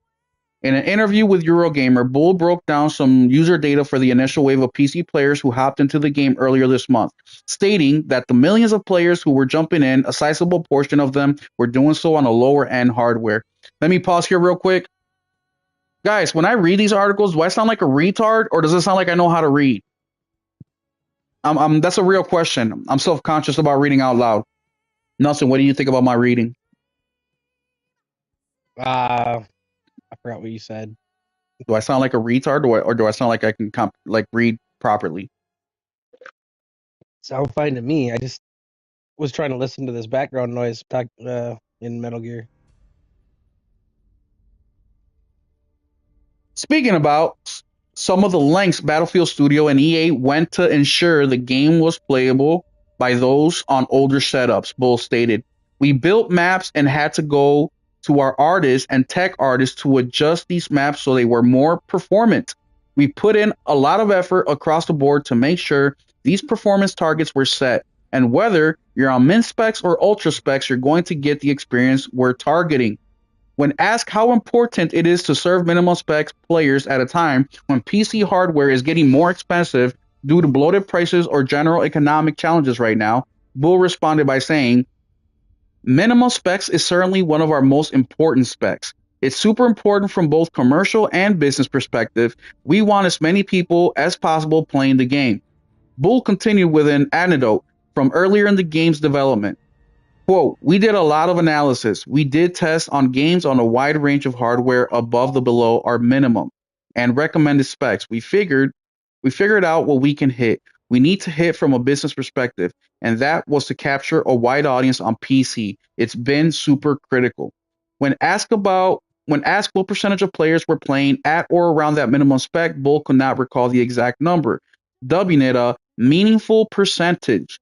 He also noted a number of players below the minimum specs emphasized the existence of this group. In a follow-up email after the interview, EAPR would not provide the exact number, pointing to Bull's prior statement that it was a substantial number of players. The current state of affordable computing in the USA Battlefield 6 primary market is one of turmoil. Not only has a cost of living crisis made the price tag on high-end hardware unpalatable for a sizable number of gaming enthusiasts, ongoing political policy. Bull also spoke to Eurogamer about the anti-cheat used in Battlefield 6, its ability to curb sizable portions of cheaters during the betas, and the reality that Jesus Christ, these ads cheater and the reality that some players weren't able to play due to secure bot requirements. Nonetheless, this beta proved exceptionally popular, taking the title as most popular Battlefield beta of all time. So first thing I want to say is, where the fuck are all the PC people from Twitter saying that everybody's got a fucking mega rig? Nelson, where they at? Where they at, Nelson? They don't exist, man. I'm telling you, most people are playing on a 1060. I was like, okay, what you're telling me is that there's so many fucking people on low end rigs that Battlefield said, hey, we're not gonna do ray tracing. We're not doing none of that bullshit because none of y'all can even run the fucking game at that capacity any fucking ways. Any fucking ways. Let's see what the chat here says. Sounds fine. You sound fine, dude. I know people who read a lot worse. My public speaking is crap. Thank you guys for the support here on my reading. Ads on articles are ridiculous. I acknowledge PC is overall better, but I just can't do shit console. Yeah. Master Ways has entered the chat. Now, going along with this, let me read a tweet from Nib. Is it Nib? Probably. Where the fuck is it at? I posted so much shit here.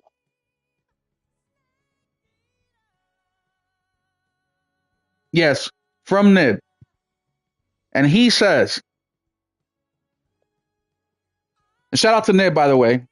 He's on Muchas podcast a lot. He says Steam hardware data shows the vast majority of PC gamers on Steam don't use a GPU notably more performant than a base PS5.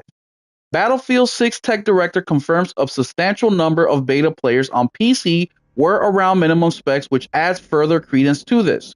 Min specs for Battlefield 6 is an RX 5600 XT and RTX 2060. For context, according to Tech Power Up rankings, the PS5 GPU equivalent, RX 6700, has a 39% faster performance advantage over a 5600 XT. As much as I want the baseline that devs design around to be as high as possible for better tech and graphics, insight like this reminds me most gamers don't game on powerful hardware. PC gamers especially, which is somewhat ironic. So that just goes to show you guys that number one, your PS5 Pro right now is more powerful than most of the gaming rigs in the planet. Let that sink in real quick. Your PS5 Pro is more powerful than most gaming consoles, gaming PCs, gaming anything in the whole fucking world. In the whole world. And that thing is 700 or 750 now, right? 750. Let me go ahead and also read to you guys a post that a friend of the channel also made, and that is Innate. He posted this yesterday, and I'm going to tell you, I'm also going to read what I said, because I found what he said very interesting. And he says here, you know, I love PC gaming, but I'm tired, boss. It's been nothing but constant issues lately. I've avoided some thankfully, but the constant danger of will this next update murder something in my PC is tiresome. Intel 1300 and 1400 chips dying because of micro failures. NVIDIA drivers blacking out and outright killing GPUs. Constant Unreal issues and various crashes.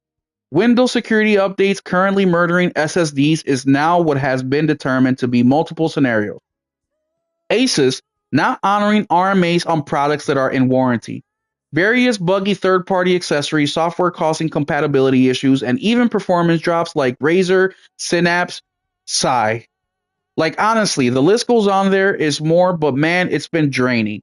And this is coming from someone who has gamed and built PCs since the 90s and is an IT professional of 15 plus years. I'm not going to sugarcoat it. The PC industry needs to get its shit together. These companies are so busy concerned about the next step in AI that they are screwing up basic fundamental updates, and it's pissing me off. So shout out to Innate. And like he says here, Innate has been in the IT industry for 15 years. He's been gaming and building PCs since the 90s. That is over 30 years. I then commented and said, or I'm sorry, let's continue with what Nate says. He says, let me be clear.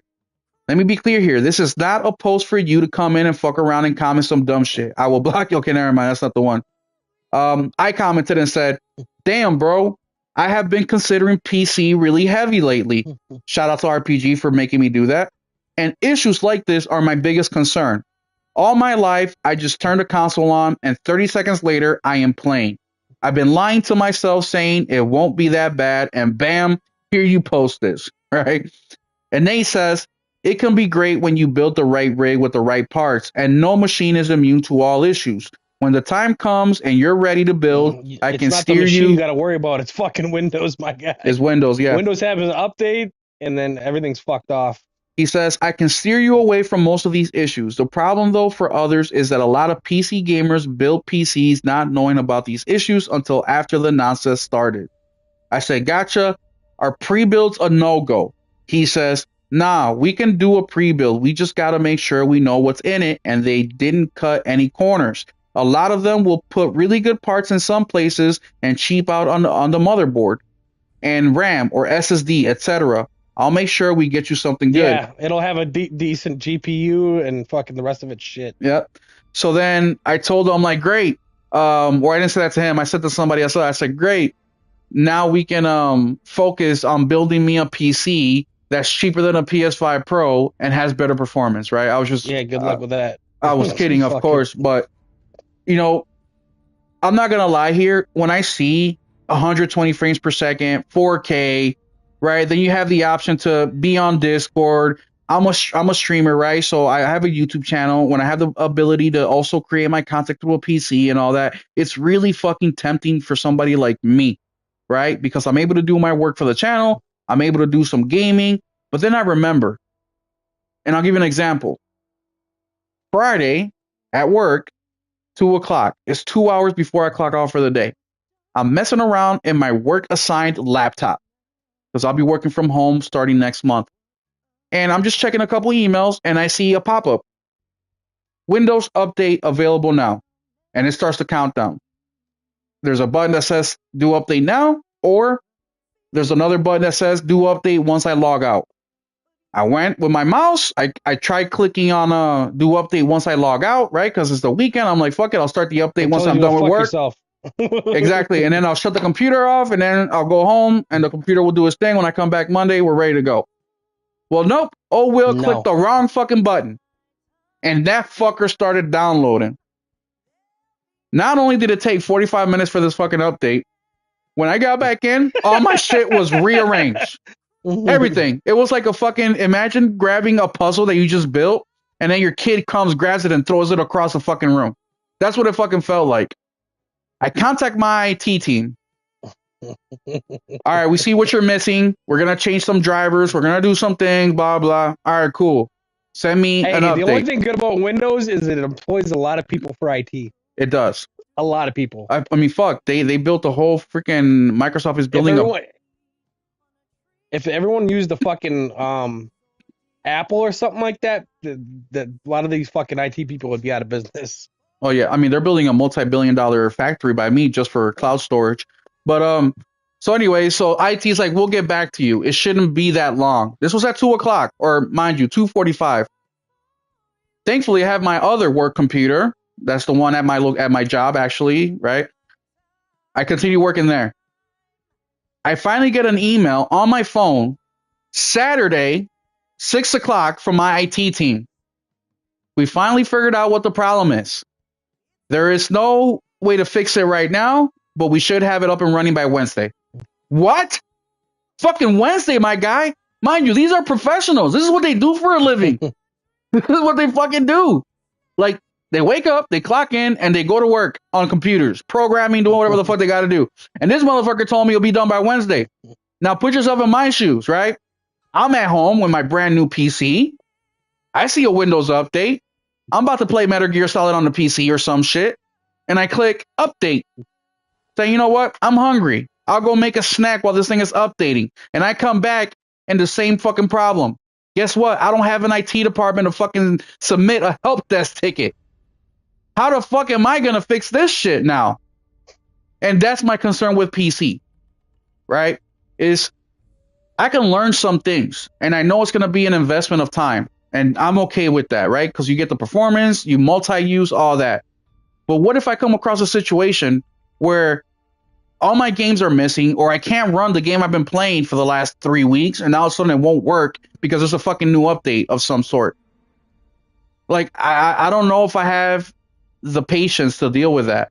Like, I know myself and I got a feeling my office is in the second story of my house. I got a feeling that that PC will be thrown out the fucking window. And now I'm going to be out of a fucking couple $1,000 PC. Plus, I got to get my window repaired. Nelson, what do you think? I used to play a little bit on laptops. I threw two of them out the third story window when I was in the army. Yeah, dude. Oh my God. It's a pain in the ass. And, you know, and it's so tempting because I have a Steam Deck. And one of my favorite games ever on PC is Yeah, if a computer came with Steam and I didn't have to, I just used it for video games and I could just turn it on and boot up a game, it'd be a whole nother story. But dealing with Windows, like Jesus Christ, dude. yeah. Yeah, dude. Something always wrong with that shit. One of my favorite games ever on PC is Rome Total War. And that is one of the games that I'm like, I really want to play on PC on its full glory. But man, I don't know if it's worth investing $2,000-$3,000 in a PC and then having these fucking issues pop up. Like I just I don't know how I can handle that.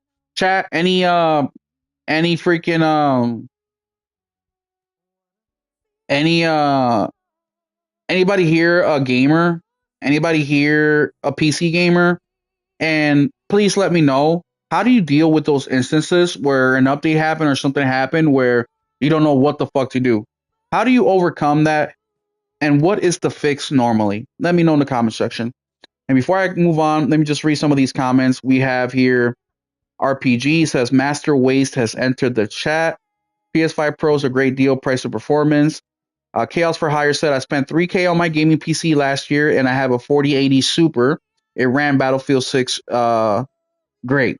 That's awesome. And see, when I read shit like that, I'm like, damn. Our, 4080 Super, if he's got equivalent parts for it to really run good, that's a probably $4,000 PC. yeah. Then he RPG says some chaos just dropped 3K on a PC, or he says same chaos just dropped 3K on a PC a few days ago for a 5070 Ti. So RPG just bought a PC a few days ago. He paid $3,000 for it, and he got a 5070 Ti 9800 X3D. I don't know what the fuck none of that shit means, but I've seen pictures of his PC, and that shit looks badass. And you can change the LED lighting like 18 different colors or some shit. Like, congratulations, RPG. That's fucking dope, man. Um, and also join our Discord. Let me put the link to He's the got three on the grand in chat. it, you said? Yeah, $3,000. Well, if you get an 80, add another like 700 on top of that, and then if you get a 90, add another like 1,300 on that. Let me put the Discord link in the chat because RPG, just like Henry, these dudes and Nelson, these dudes are part of my Discord, part of my channel, and join the Discord because right now RPG is fixing it so we can stream the showcases, the state of plays, the Game of the Year awards through Discord, so you guys can watch it with the gaming crew and have a good time and chill and hang out with each other while we watch these shows. So that's something that's only going to be happening on our Discord until I get a PC of my own and we can stream it on YouTube. Because right now I don't have the capability of streaming that stuff. So come join our Discord. I just linked it here on the chat, so you don't miss out.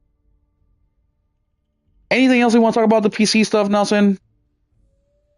We're not Nope, PC they're a gamer. hassle. Yeah, they're a hassle. That's for damn sure.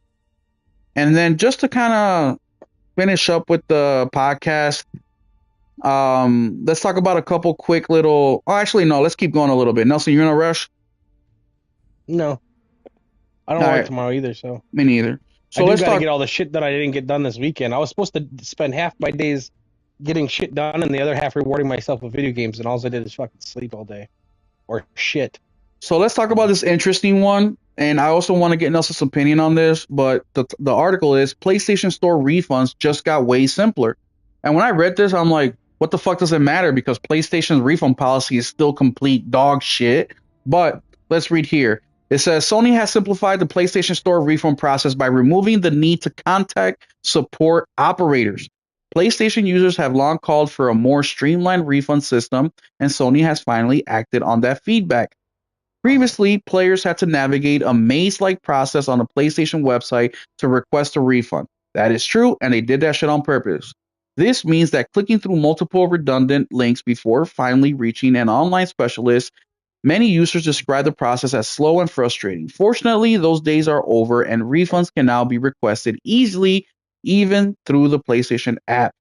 As of August 25th, PlayStation Store customers can go to their account transaction history section and select Request Refund to get their money back. The same eligibility rules for PlayStation refunds still apply, which is the shitty part. Refunds are only granted if the purchase was made within 14 days and the content has not been downloaded or streamed. However, there will be no need to contact the company directly to return a product. So that's the benefit. That's it. But you still can't download the game. So if you buy a game that is a broken, buggy mess, you still can ask for a refund because you already downloaded it and you played it, even if it's just for 1 fucking minute.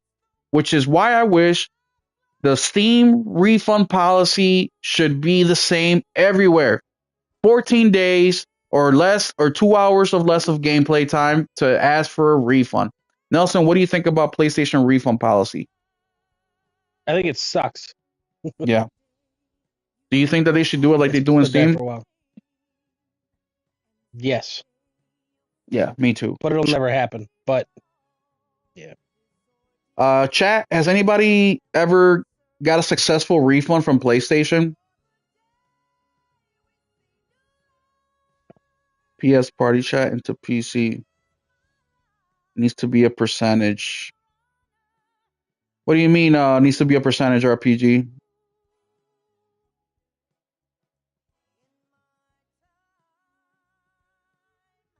We use Apple and our client managers to fuck up their computers still.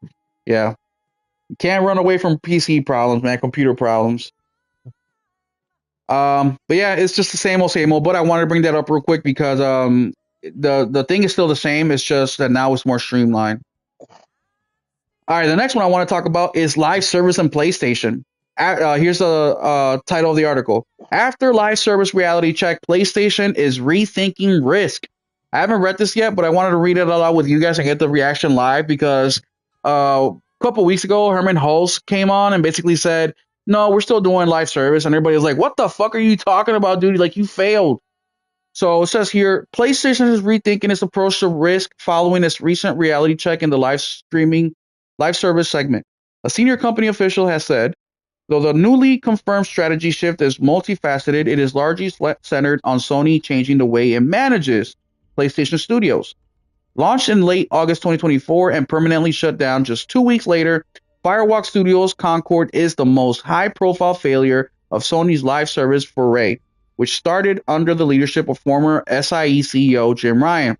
However, it's far from the only one, with previous reports suggesting PlayStation concealed at least 11 or canceled at least 11 live service games between 2022 and early 2025.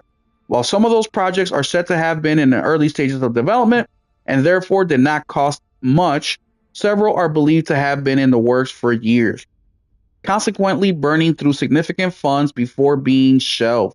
This was the case with The Last of Us Online, which started as a multiplayer mode for 2020 The Last of Us 2 before being canceled at the tail end of 2023.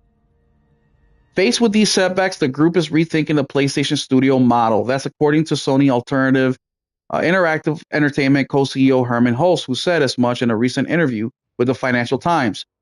Quote, I don't want teams to always play it safe, but I would like for us, when we fail, to fail early and cheaply. The industry veteran explained.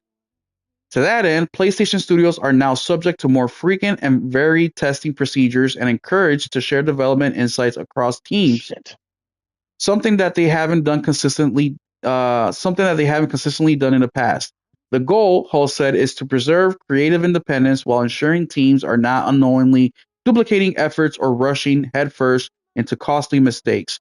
While each of Sony's 20 PlayStation Studio remains largely anonymous, the changes are geared towards nurturing a stronger culture of internal coordination and shared accountability.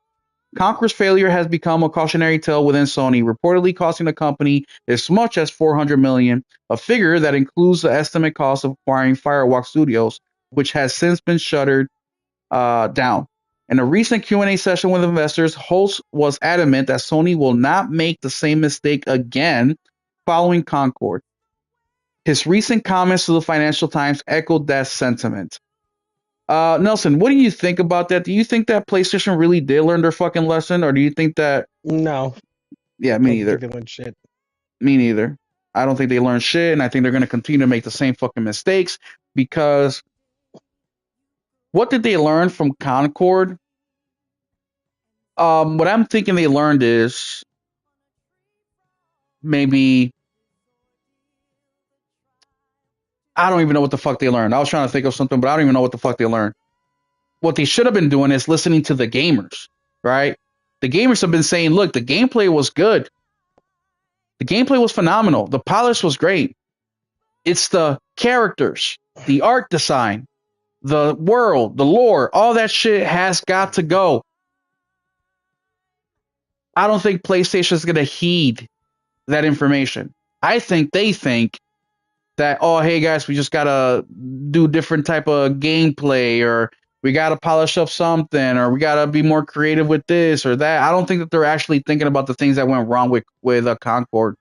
Because if you ask a lot of players that played Concord, they really liked the game. And shout out to Henry Heck, who's one of them, right? Willie Gamer is another one of them. And Nate is another one of them. King Thrash is another one of them. There's just so many guys that really enjoy Concord. It's just those things that they didn't like. And that is the majority of the reason the game failed. Well, we got a $5 super chat from RPG that says for Will's PC font. I don't know when that will happen, but thank you, RPG man. Basic horse crap policy needs to be a percentage. No percentage. Okay, thank you for clearing that up, RPG. But another thing that's been happening with PlayStation Live Service is Nelson, what's the name of the game? That live service game that was supposed to come out, where it's like that. Not Fortnite clone, but Fairchild, yeah, yeah, Fair, yeah. whatever. Where is Fucking that what the game, hell is it Nelson? called? Where is I it? don't think that game's coming out. I'm gonna be real with you. Yeah, In your dreams. I don't know if that game is coming out. That game looks very 2010s kind of type of game, and I think we're way past that. And single player games are coming back up, right? Where it was going down during the middle 2010s to late 20 teens and early 2020s. Single player is now coming back up on the rise. More people are buying single player games. What I've seen is that the most successful live service games are the ones that also have a single player component to it, or a PvE component to it, or a co op component to it. Fair games, thank you, Voyager. I think those are the ones that PlayStation should be focusing on. Why? Because one, it does what they're super strong with, the single player part of it, the gameplay portion of it. Those things PlayStation are ridiculously good at doing. All they got to do is add a live service element to some of these games, and I think that will be way more successful for them than just coming up with a live service game from scratch. One, it's super expensive. Two, you gotta fucking pull the customer base from another successful game. How many people are you gonna be grabbing from? What's up, Morgan? How are you doing? Hey guys, sorry I'm late. No, you're good, man. I explained to the chat that there's a possibility you may or may not come, and here you are. How have you Yeah, been? I'm good. I feel a lot better. Had COVID the other week, but Sheesh. I'm back to 100% now, so I'm good. Nelson is also sick, and I've been telling him if Oh he man, got tested for COVID. He said no, so that's I'm a telling you, it's possibility. going around. It's going around, man. My coworker had I don't know. COVID. I was in bed for 2 days. So Yeah, you five probably days got it, off, and Nelson. I've got nothing done around the house. All I've done has been shitting and fucking sleeping. Yeah, sounds like you got So it, bro. That's what I said. My coworker who Yeah. was in Ohio also had must have been when I COVID. picked up that Switch too. Oh Yeah, man, not Nintendo. Damn. yeah. Nintendo. Nelson's he's ready to get on his knees for Nintendo any second, any minute. Hey, don't you start with that shit, RPG. RPG says, "Howdy, Megan. I mean Morgan." Trying to take jabs at me for last time, motherfucker, man. No, y'all listen. That could be the new nickname. Just start calling me Megan now. No, no, I won't do that to you. But you came at a good time because we were talking about did Sony learn their lesson with the live service push, or if they're gonna stop the live service push. And basically, what the article said is that what's his name, Nelson? Um, Herman. Herman Herman. Yes, Holt thank you. Herman Hmm. Holt basically said, on "No, his we're not. yacht. We're not stopping the live service shit. But what we're trying to do is catch the mistakes early." And Hmm. then we got into a conversation They need about to think about what they're green lighting first. Can this be successful? Does anybody yeah. want this? So what I How told competitive is the Nelson, market already? Like, goddamn.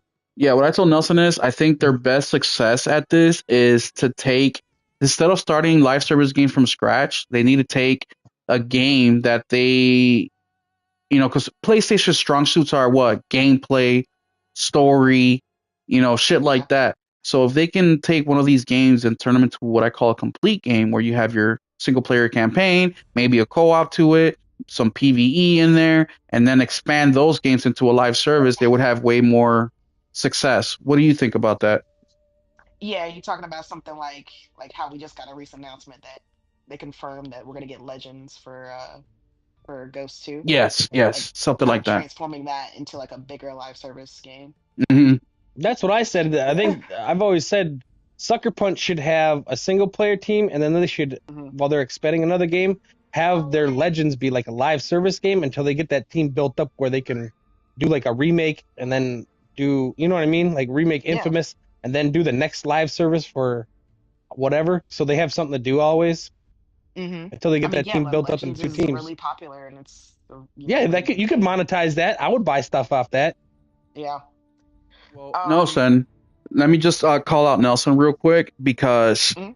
something I told Nelson a while ago, and he said that I'm a fucking loser piece of shit who don't know what the fuck he's talking about. Exact I do that a words. lot. Not I'm really, gonna he be didn't say more that. specific. Damn. But what I told Nelson is, I said, I think that Concord would have been more successful if it had like a little short campaign, like a little 5-6 hour campaign Yes. where people can No, learn nobody the would give a world, the fuck about that lore, game all still. that shit. You think I want to play as those I mean, characters? I'm No, I not don't want to see listen, saying, nothing listen. about them. Get the Let me fuck out. tell you why I agree with Will though, because the what was the Amazon show? The shit. oh, the short video, Yeah, the the short, shorts yeah, that yes, the Concord short video was actually really good, and I really good. enjoyed it. I was like, why is this not Oh, you in the talking about that game? Netflix thing? No, no, The the thing on Amazon Amazon No, it Prime. Prime. was Netflix. No, it was Prime, bro. No, it's No, it Prime. wasn't. It's Yeah, because it Prime, was Mega bro. I'm Man, telling you, it's Prime, Pac bro. It's Man. Prime. It's Prime. No, it was Yes. Netflix. No, it No, it's wasn't. Prime, Nelson. It's No, Fine. the Prime. fuck it wasn't. I'm gonna look up the name It right now. should Keep be. talking, Morgan. I'm gonna look up the name so No, Nelson can you're shut good. up. But it's like that little short was really good, and it made me like interested. I was just like, okay, this is kind of what the background, the story of I skipped that Concord, and one. I It was was like, Concord.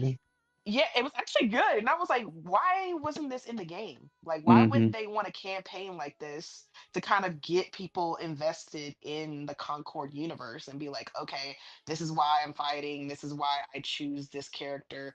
This is why, I'm invested in the game and I want to play this character. Like, do like little season campaigns, like Secret every season or level. something. Have, yeah, yeah, secret level. Yeah, Amazon.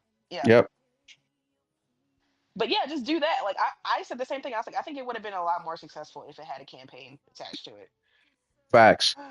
And But Nelson called me a loser piece of shit because nobody wants to play Concord. I'm like, bro, the gameplay for Concord was fire. And I mean, that's what I heard. I even brought up and Nate. Nate said that the gameplay was good. Wooly Gamer, Henry, a lot of people actually liked the gameplay. It's just that they didn't really necessarily click with the characters or the colors or Yeah, whatever the fuck, yeah. right? But I even brought this up for Bungie. I said Bungie should actually do another single player game Hmm. to kind of reset themselves a little bit just because they've been focused on live service for so fucking long. I'm like, if Bungie came out with They a never little gonna get their single money player, back out of it's no not single player about, bullshit. but that's the thing that everybody just wants to hit that home run every single fucking time. Yeah, well, they And paid $3.6 billion not for single player bullshit. yeah, They but want some money out of that company. you start somewhere and you need a recalibration. And so what? With the talent pool they have at Bungie, they can get a single player done in a fucking year and a half. You know what I mean? With a lot of the same Yeah, right. assets that they've been using for Destiny. I mean, they got fucking almost 15 years of Destiny. They have so many fucking extra assets out there. They can easily turn that shit into a single player campaign, create a new IP and then build something off of that, especially with that new what's that game that they've been working on extraction Marathon, shooter. What was that? marathon. Man Farm? Marathon. Oh, Marathon. Marathon. I'm sorry, I'm hearing shit. My I bad. thought you No, said no, you're Man good. You're Farm. good. With Marathon, because let's be real, the whole Marathon shit, where you're a fucking person who is a bounty hunter of sorts, and to mod yourself, you go under contract and you go into these planets to loot to pay back your debt, and therefore your soul gets put into these freaking character, these like robot type of things, and Yeah. every time you make money, you upgrade your like that's a dope ass concept. There should be a little quick campaign in there so you can expand on the I world. mean, and their secret level episode was really good too. It was directed by the guy Yes. that I really like. He does the Love, Death, and Robots Yeah. episodes that I really like. So I was like, that campaign. I mean, that episode was good too. So I'm just like, again, wasted potential. Wasted potential. And Yeah. it's like, well, you delayed the game anyway. You might as well. Like, hey, maybe a single player campaign will get people hooked into the universe of Marathon. Like, you never Hmm. know. And another of one of my reasonings for this too, as well, is there's only so many gamers out there, right? So, Hmm. and for these live service games, you generally have to get players from other live service games, right? So you got to Yep. try to pull somebody from Call of Duty, Fortnite, whatever. But what is an untapped market of gamer that doesn't play live service? That's the single player campaign gamer. Like me, I don't play live service games. I barely even play multiplayer games. But if there's a game like Ghost of Tsushima where I fell in love with so much that I wanted more, then I played Legends because I just wanted more Ghosts. If they do a small campaign where I get hooked, then I want to play more. Same thing happened with me with Titanfall. I don't care about the PvP or the PvE stuff. I just cared about the Mhm. campaign. But because I love the campaign of Titanfall 2, I dipped my toes in the multiplayer stuff. So I think that's an untapped market for the multiplayer aspect that you can earn if you did something like that. Do you think my reasoning is faulty, or does that make sense? No, it makes a lot of it makes a lot of sense because like for one, I'm a big like when it comes to COD, I'm a big like I love like just playing the COD campaign. But because I enjoy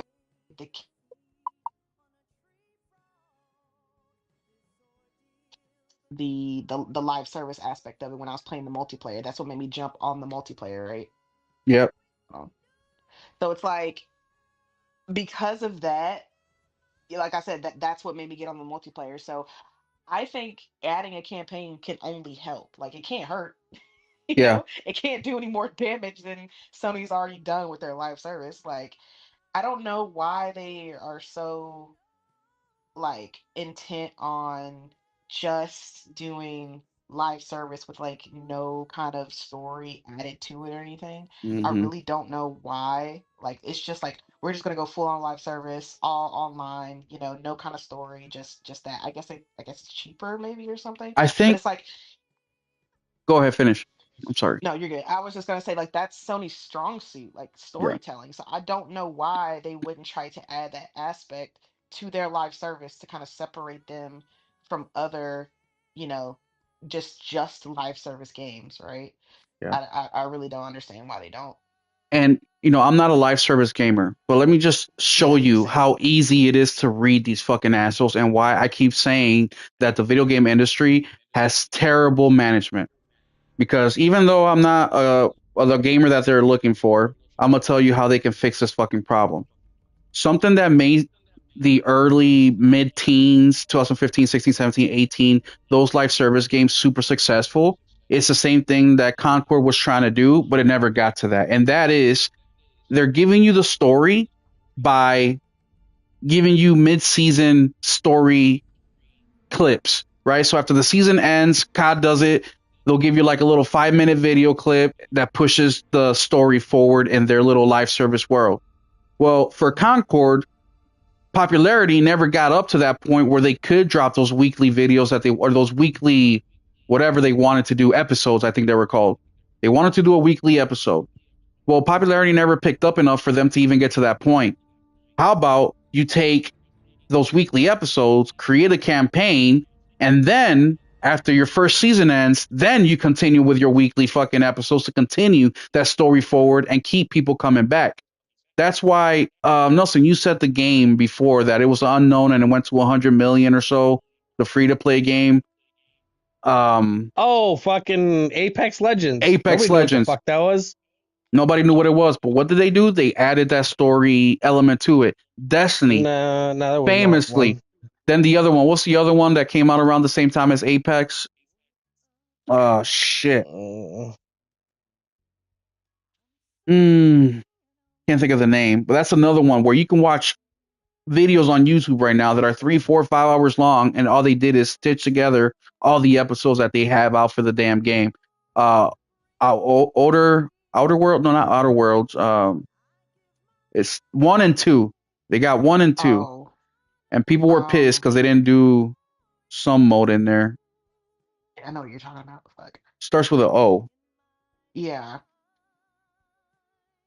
Whatever. The Outbounds? No. Damn it. Overwatch? Overwatch.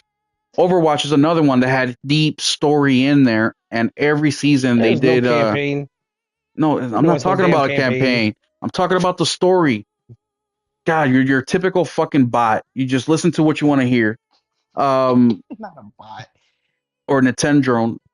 But every season they added an episode, and that's why now you can watch a 5-hour video on YouTube with all those episodes stitched together. But either way, Nelson, anything else you want to say about freaking live service games on PlayStation or anything like that? Nope, they gotta start making some better decisions because they gotta start hitting fucking. They can't be going 1 for 7. They Yeah. gotta start hitting 2 for 4 or something. Yeah, KL for Hire, they had a story. For example, I watched one of them where the monkey dude has a base in outer space, and the the world kind of turned against the Overwatch team or something like that, and they even went up to his base and tried killing him, but he escaped. And then we was trying to contact his other buddies of the same, they're like superhero team that he couldn't get a hold of anybody, and then bam, the season started. And that season was basically him trying to get back to his team or whatever. Yeah, that's a story. The other thing I want to talk about now that we got Morgan here is Morgan, do you get collector's editions of games?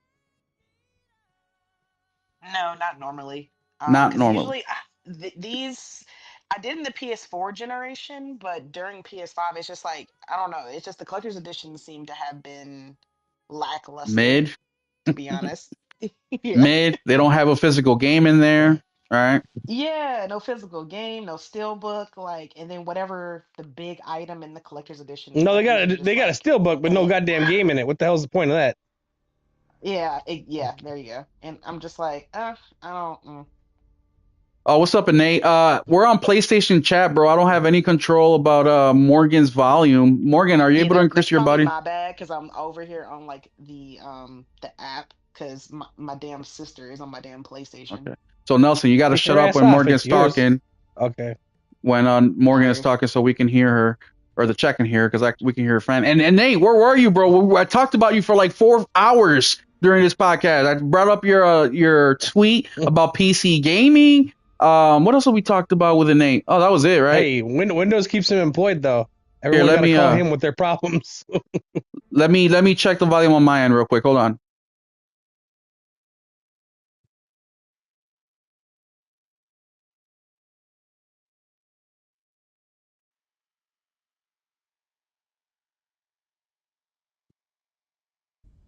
All right, I maxed it out as much as I possibly can.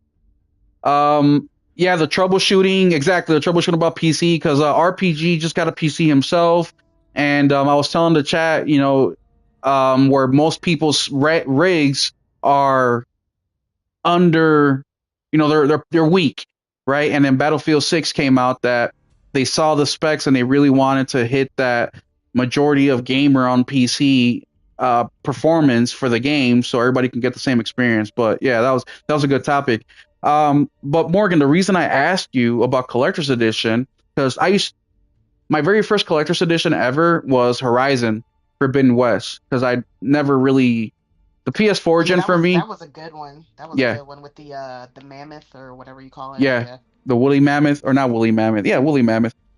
But I was surprised when there was no physical, and ever since then, I even thought the game was missing, but I learned there was no physical, and ever since Oh then, damn. I stopped. It sucks because now I'm in a point in my life where I can afford them, no problem, but I don't want them because they Hmm. ain't got no physical. Well, anyways, I've only gotten two: Horizon Forbidden West and Spider-Man. That's because I'm a big fan of those, and I was able to get physical copies. But this last week, we got the Metal Gear Solid Collector's Edition, and people are really pissed off. Why? Because, well, they're calling it trash quality.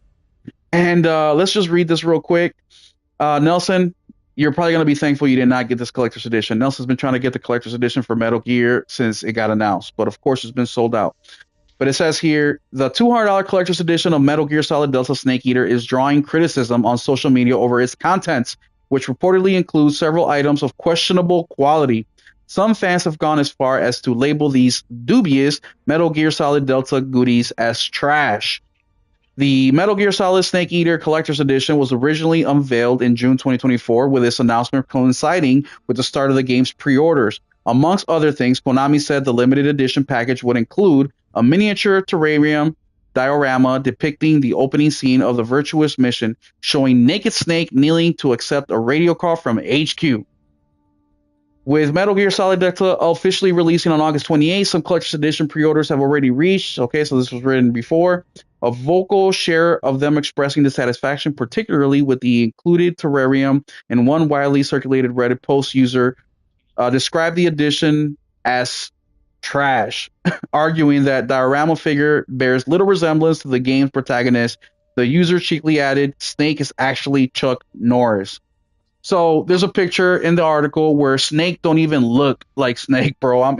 Look, I'm not even saying that they messed up a little bit. No, This is completely fucking different. This dude looks Pictures on I'm on a nothing. Metal Gear page on Facebook, and people are showing theirs on there, and I'm like, don't look like those things, Yeah, dog. this It's shit is funny. straight garbage. But Nelson, let me ask you: would you have been pissed if you got this collector's edition and you see this bullshit? I would have been pretty upset. Yeah, it doesn't uh, look like Snake or Big Boss. Like, doesn't fucking look. It looks like my neighbor. it don't look like no Metal Gear character at all. No, it looks like my neighbor Rob. I just picture him cutting my fucking other neighbor's grass, the old lady across the street. That's what he looked like.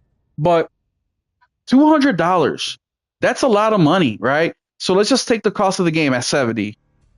That's $130 extra for this. Morgan, what do you have to say about collector's edition in general, and just how pissed would you be if you got some bullshit like this?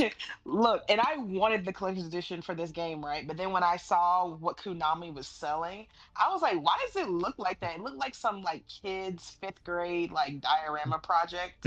Like, Yeah. this is my favorite game and I want to talk about it to the class type of shit.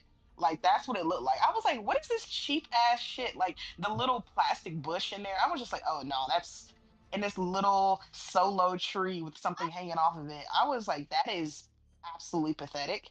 But then there's this other, but there's like multiple different collector's editions, and like apparently like the one in the UK, it's like really nice. It's Yeah.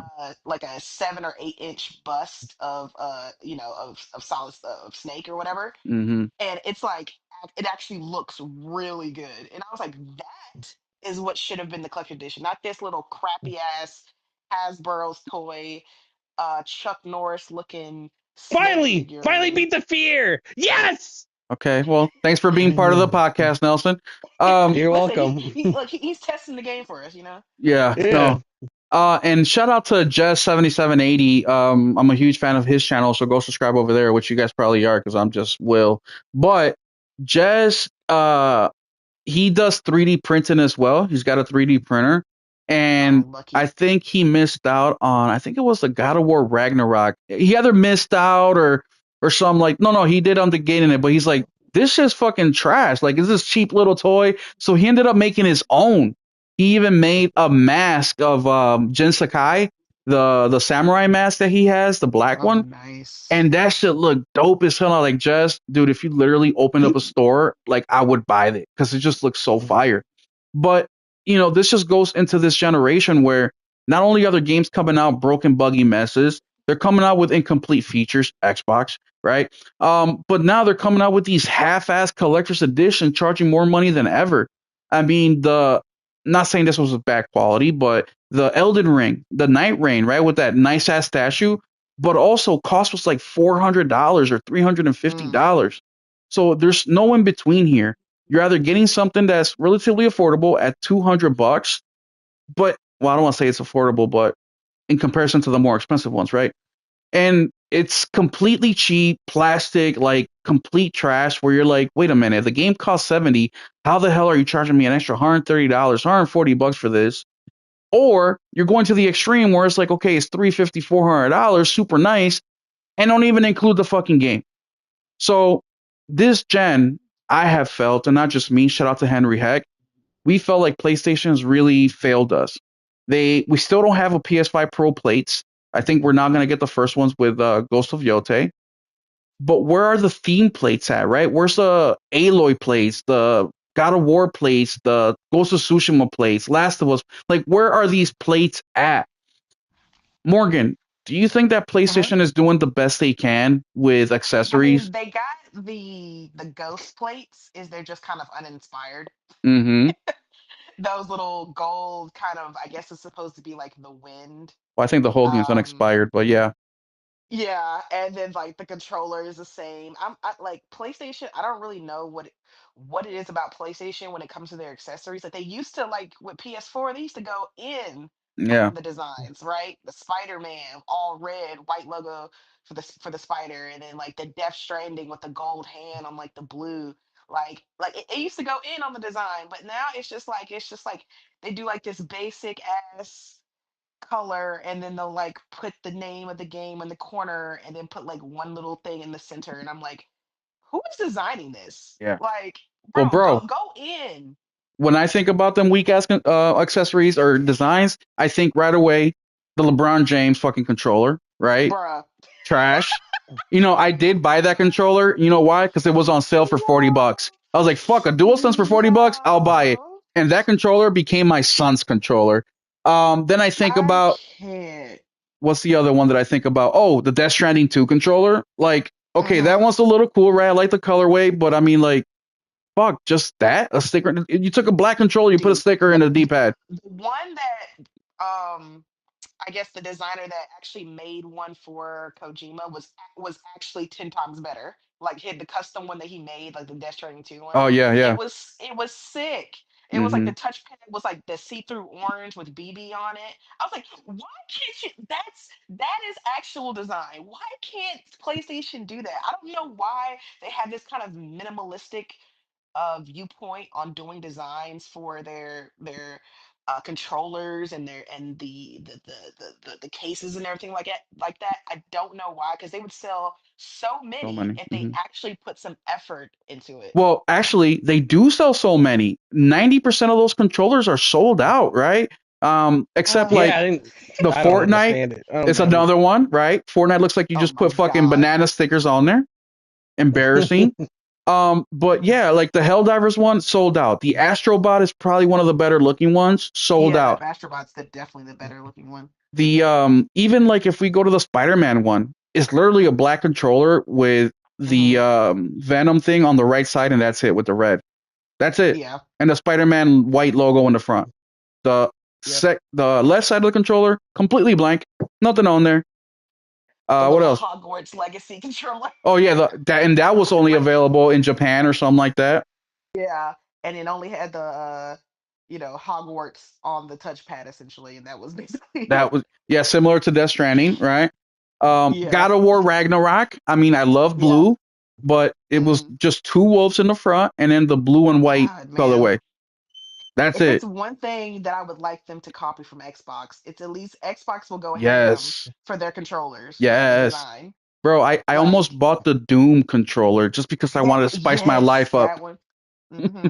And that the when they did the collab with The Witcher 3, Yep, I was like, another one. damn. And I was like, Xbox yeah, takes that's a it to the controller. extremes. I mean, remember they did that thing with the chocolate company and they came out with that fucking chocolate bar looking, it's not a chocolate bar looking controller, but it had like Yeah, at least they're trying, right? They had the butt yeah. cheeks from They had the Deadpool, yeah, the SpongeBob, the like SpongeBob. Like they get it in. what was it, the Canadian suit where he Yeah. had like the jeans or whatever, or overalls, whatever it was. But I mean, if you Like, ain't got no games, I guess you can focus all your time in controllers. bro, So, chill, chill, chill, chill, chill. but yeah, no. And the crazy part is that they're selling out of all this shit, right? So you would think, because Oh look, God. let's talk the plates real quick. Let's be real. How much, those plates sell for 55, $60. How much do you Hmm. think cost is for that plastic? $5? 22 cents? You know what I mean? Like, it's not much. Hmm. Why the fuck don't you have a whole department, especially how fast you sell the shit, just focusing on this? I remember buying the purple plates. I had to wait for a month. They were sold out. Same thing with the Yep. camo. I had to wait like 2 months till they restocked them. Like I they don't was get. quick to sue. What was the company? Start with the D. Oh, That made the D plates brand. first. Yeah, D brand. They were quick to throw that lawsuit out. Like nah, nah, nah, nah, nah, and then come out with the most basic ass plates. Like at least D brand was like trying to do some unique stuff. Like Hmm. like let them make plates, please. Yeah. Last generation, they were doing whole consoles, so they do the Yep. Spider-Man console, whatever console. And this generation, Hmm. with the flexibility of the plates, they definitely dropped the ball, man. I I'm mean, like, we, and I was giving them such good kudos. It's like, yo, the idea of removable plates is such a great idea. I was like, man, they can do so many creative things with that now. Like they don't have to be limited to just making, yeah, limited edition consoles. It's like, bro, they're about to go ham on the design. And then here we go with PlayStation with these basic ass. Oh, look, here's the Galaxy edition, guys. I'm like, yeah. I don't care about them little holographic colors, bro. And you know what's the other Give fucked up part is that yeah, they don't even sell us the white plates. Because at least with the yeah, white plates, we can go send them to get done by an artist or something. But they yeah. won't even give us that. You know what I mean? Like a blank slate. They say, "Fuck you. You're gonna get what we want, when you want, and how much of it you Yep. want. The chat here is saying they sell pro plates. The most expensive CE I bought was Horizon Forbidden West. Yeah, I bought that too. That War Tusk is fucking fire. Also, you got that Yeah. little book too with it. You got a little miniature Aloy. Yeah, that was a cool collectors. Then we have, I Yeah. think, Ghost of Yoti plates are only for the PS5 Slim. No, they're coming out for the Pro too. Yes, Um, it's just you can't if you have like the OG PS5, like the one that released at launch, yeah, they don't have plates for that. for that one. That's what sucks. Yeah, But that one is done. the most creative controller I have is a one that I bought that was like from a different company, like a custom one. It's a Last of Us 2 controller, and the actual analog sticks are bullet shells, What? and the design, yeah, I love it. Bro, And the send me a design, picture yeah, on I got DM. you. Yeah, and then like it's like just design, it's like etched and everything, like like The Last of Us 2, like it's fire. And I was like, why couldn't PlayStation do something like that? That's creativity, man. Like I really don't get them, but And yeah. and I like PlayStation's designs, right? Like I like from day one, I liked how the PS5 looked. I really did. It looked futuristic. It looked, I really liked it. So I know they got a good design team. Nelson, Hmm. any opinions on collector's editions, I don't PlayStation's buy none lack of of that shit. They ain't got the accessories? shit together too. Yeah.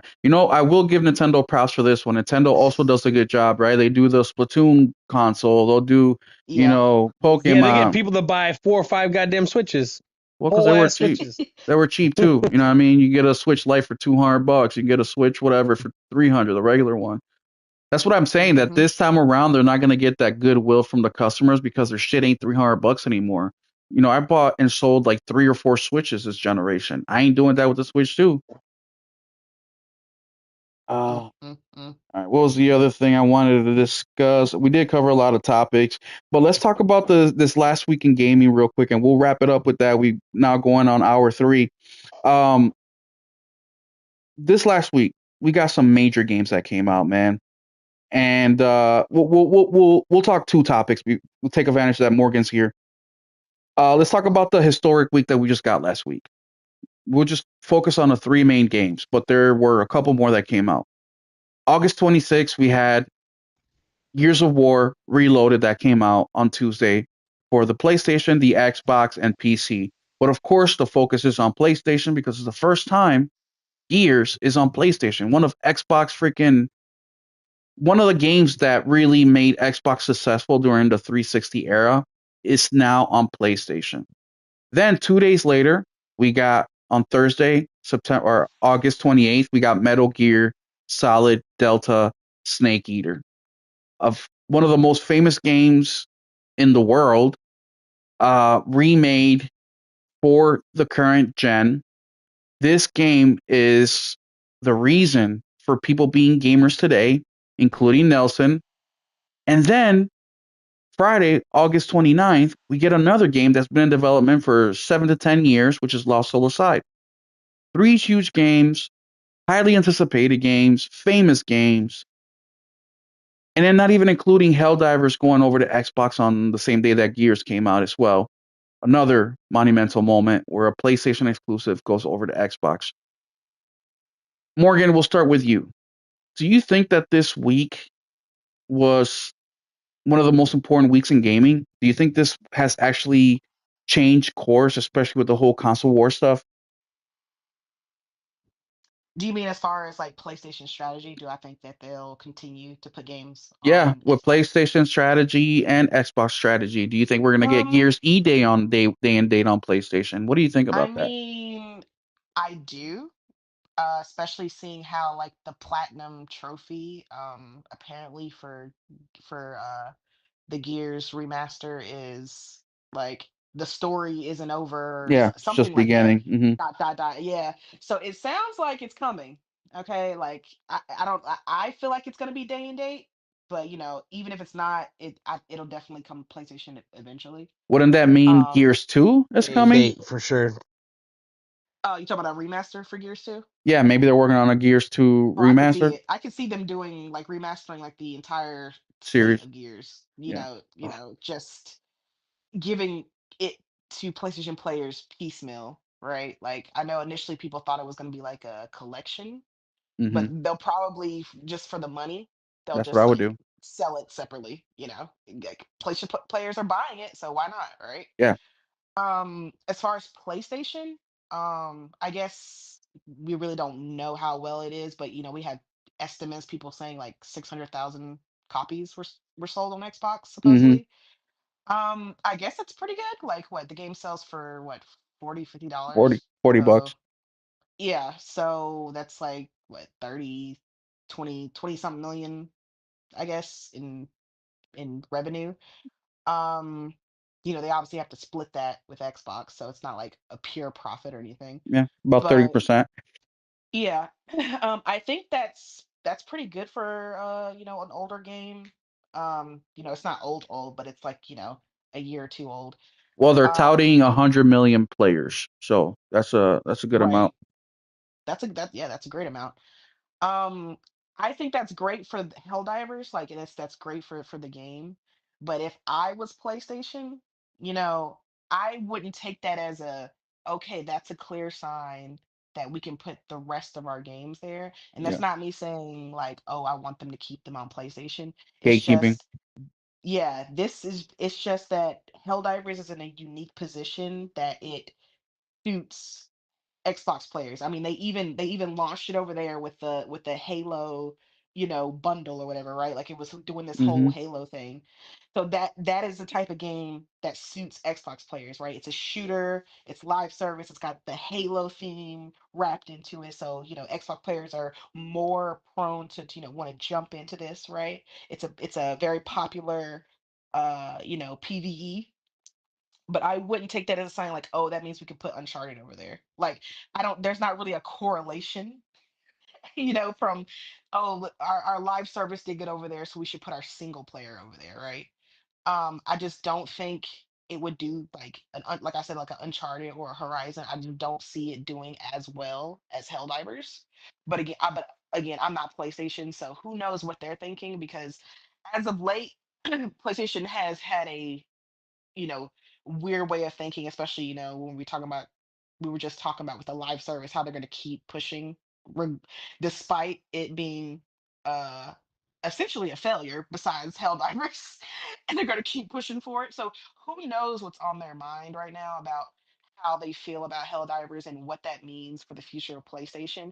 But I do know that they did say, like in their last business meeting, that they were being very cautious about how they distribute their games when it comes to different platforms, and they're trying to be mindful of how they do it and what you know it's not going to be like a whole we're going to put everything. It's going to be like a what makes sense for us. And I think if like again if I was PlayStation, I would be very careful about putting my tentpole titles over there, because all that does, just like what it's doing with Xbox, is just incentivize people to be like, okay, Let's be I don't honest too. have Most to. people that would be interested in that game, that the hardcore players and shit like that, they already own a PlayStation anyway. So you're just getting 30% less from every sale. I don't, I Yeah, don't, I you're do just not incentivizing understand. people to be like, I don't have to get, invest in the PlayStation brand anymore because they're just going to bring the game over here. Like, even if that's not true, like, let's just say they bring Uncharted 4 to Xbox, right? And they may be like, that's all we're doing, and we don't plan on bringing any more like Naughty Dog games or something like that over. But it doesn't matter because now in people's head, they're going to think, oh, they're bringing the rest of it. It's everything's coming. Yeah. So it's like you're setting a precedent when you do this. So you have to be very careful because I don't think PlayStation wants to set that precedent that people you don't need to invest in our console anymore. Hmm. That's a very dangerous game to play. Well, it's the Okay, same thing but with we see what that's PC. doing with yeah, yeah, Yeah, we said with PC too. I made a post the other day or last week where I said what's keeping me on PlayStation, right? Is hmm, exclusivity and physical. Once yeah, either of those goes away, there really is no point in staying with PlayStation unless I'm looking for the ease of use. But there you even go. that's not that big of a deal to me. But if we find out that release dates for PlayStation, first party games is going to PC in 6 months, for example, I Yeah, might I might just do the switch, right? Oh unless I want to shit. keep that PlayStation. Because and the thing that pisses me off about people say, well, exclusives don't matter. Yeah, the fuck they do. Because Yes, they Why do you do. why think the would Switch even? Why do you think the Switch even exists? Is anybody buying that thing for third-party games? Come on now, let's be honest. and the you Fuck know out of here. like I just beat Gears Reloaded on Thursday with RPG, and the game looks beautiful and all that. But you know what's the fucking big difference that I noticed? Is the DualSense controller feels amazing, right? So Mm-hmm. those are different things that separate consoles from each other. But at what point, right? If you can go to, doesn't matter the restaurant you go to, you still get the same tasting burger. You're just going to go to the restaurant that's closest to you. Fuck driving 20, 30 Yep. minutes because it's no Yeah, point. right. There's just no point when you can get the same exact shit across the street. So, yes, exclusives are important because each person is competing for your dollar. And if it's the same shit everywhere, it doesn't fucking matter. And PlayStation still You're depends, becoming McDonald's. yeah, and Sony still depends heavily on hardware, and not just hardware, they still depend Exactly. heavily on their Is software. being that storefront. Who the hell? Why are most people playing Exactly. Fortnite and whatever? Blah blah blah blah. And people who also say that PlayStation doesn't really need to worry about first party anymore because they make the majority of their money on third party. Let me just give you some numbers real quick. Yes, the majority of PlayStation money comes from third party, but also PlayStation Store, their first party equates to about 1.5%. So meaning everything that's available on the PlayStation Store, about 1.5% is coming straight from PlayStation. Super small number, right? But the Mm-hmm. money they're bringing in from that store, 15% of that money is coming from PlayStation, meaning that one and a I half know percent is that's why bringing in people are like 15% of the money. 15%. They're only PlayStation only 15% of their income comes from their own games. I'm like, yeah, but they only produce 1 to 2 games a year, maybe three, and Hmm. there's 500 other games that year. I Yeah, mean, fuck, think about that. that's a huge What is return on that? investment. You know what I You mean? going So against you putting 3 games against 500, but you're getting 15% of the revenue. That's a lot of goddamn It's money. like it's like yes, and like the moral of the story is like PlayStation makes the majority of their money from people purchasing from the PlayStation Store. they And get if you 100%, don't get exactly, if not you 70. don't get people and what they and the point of the exclusives is to get people to buy a Buy from PlayStation your and store. buy from their storefront. So if they lose that, if they lose the people, if they decide to go to PC or go to Xbox or go to Switch or wherever, that Like I is people said, no longer buying from your storefront. And that's not anything PlayStation wants, right?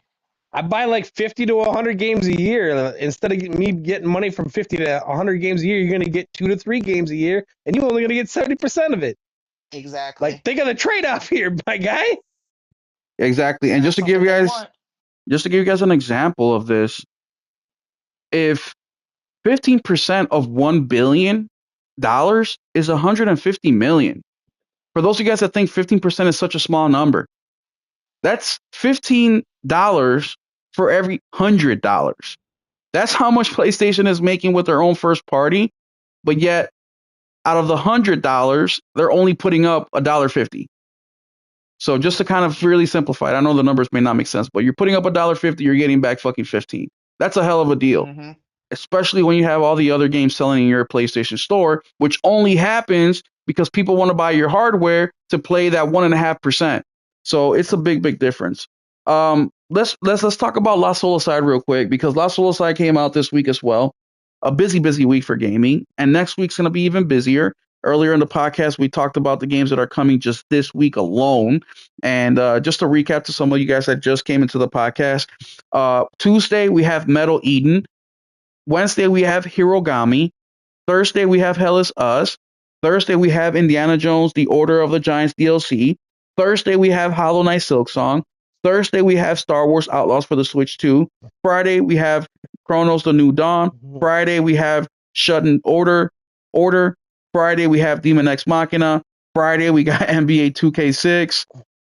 Friday we have 2K6. We have Everybody Golf's Hot Shots. and then that's it for that week, right? And then the following week we have Borderlands 4, NHL, Lego, Frostpunk 2, Dying Light, Trails in the Sky, right? So I mean, it's a busy freaking month. But Lost Soul Aside came out this week, and it's been having some issues. Let's just be real. It's not the home run a lot of people were hoping it to be, and I'm sure PlayStation was hoping it to be. And that kind I of was really answers cheering for this game just because I want to see more games from China, but and it kind of answers a question that I had that I've been talking about in my Discord. Like, where is PlayStation's marketing with this game? Right? Normally, PlayStation goes real heavy in marketing, especially in the last couple months before a game comes out.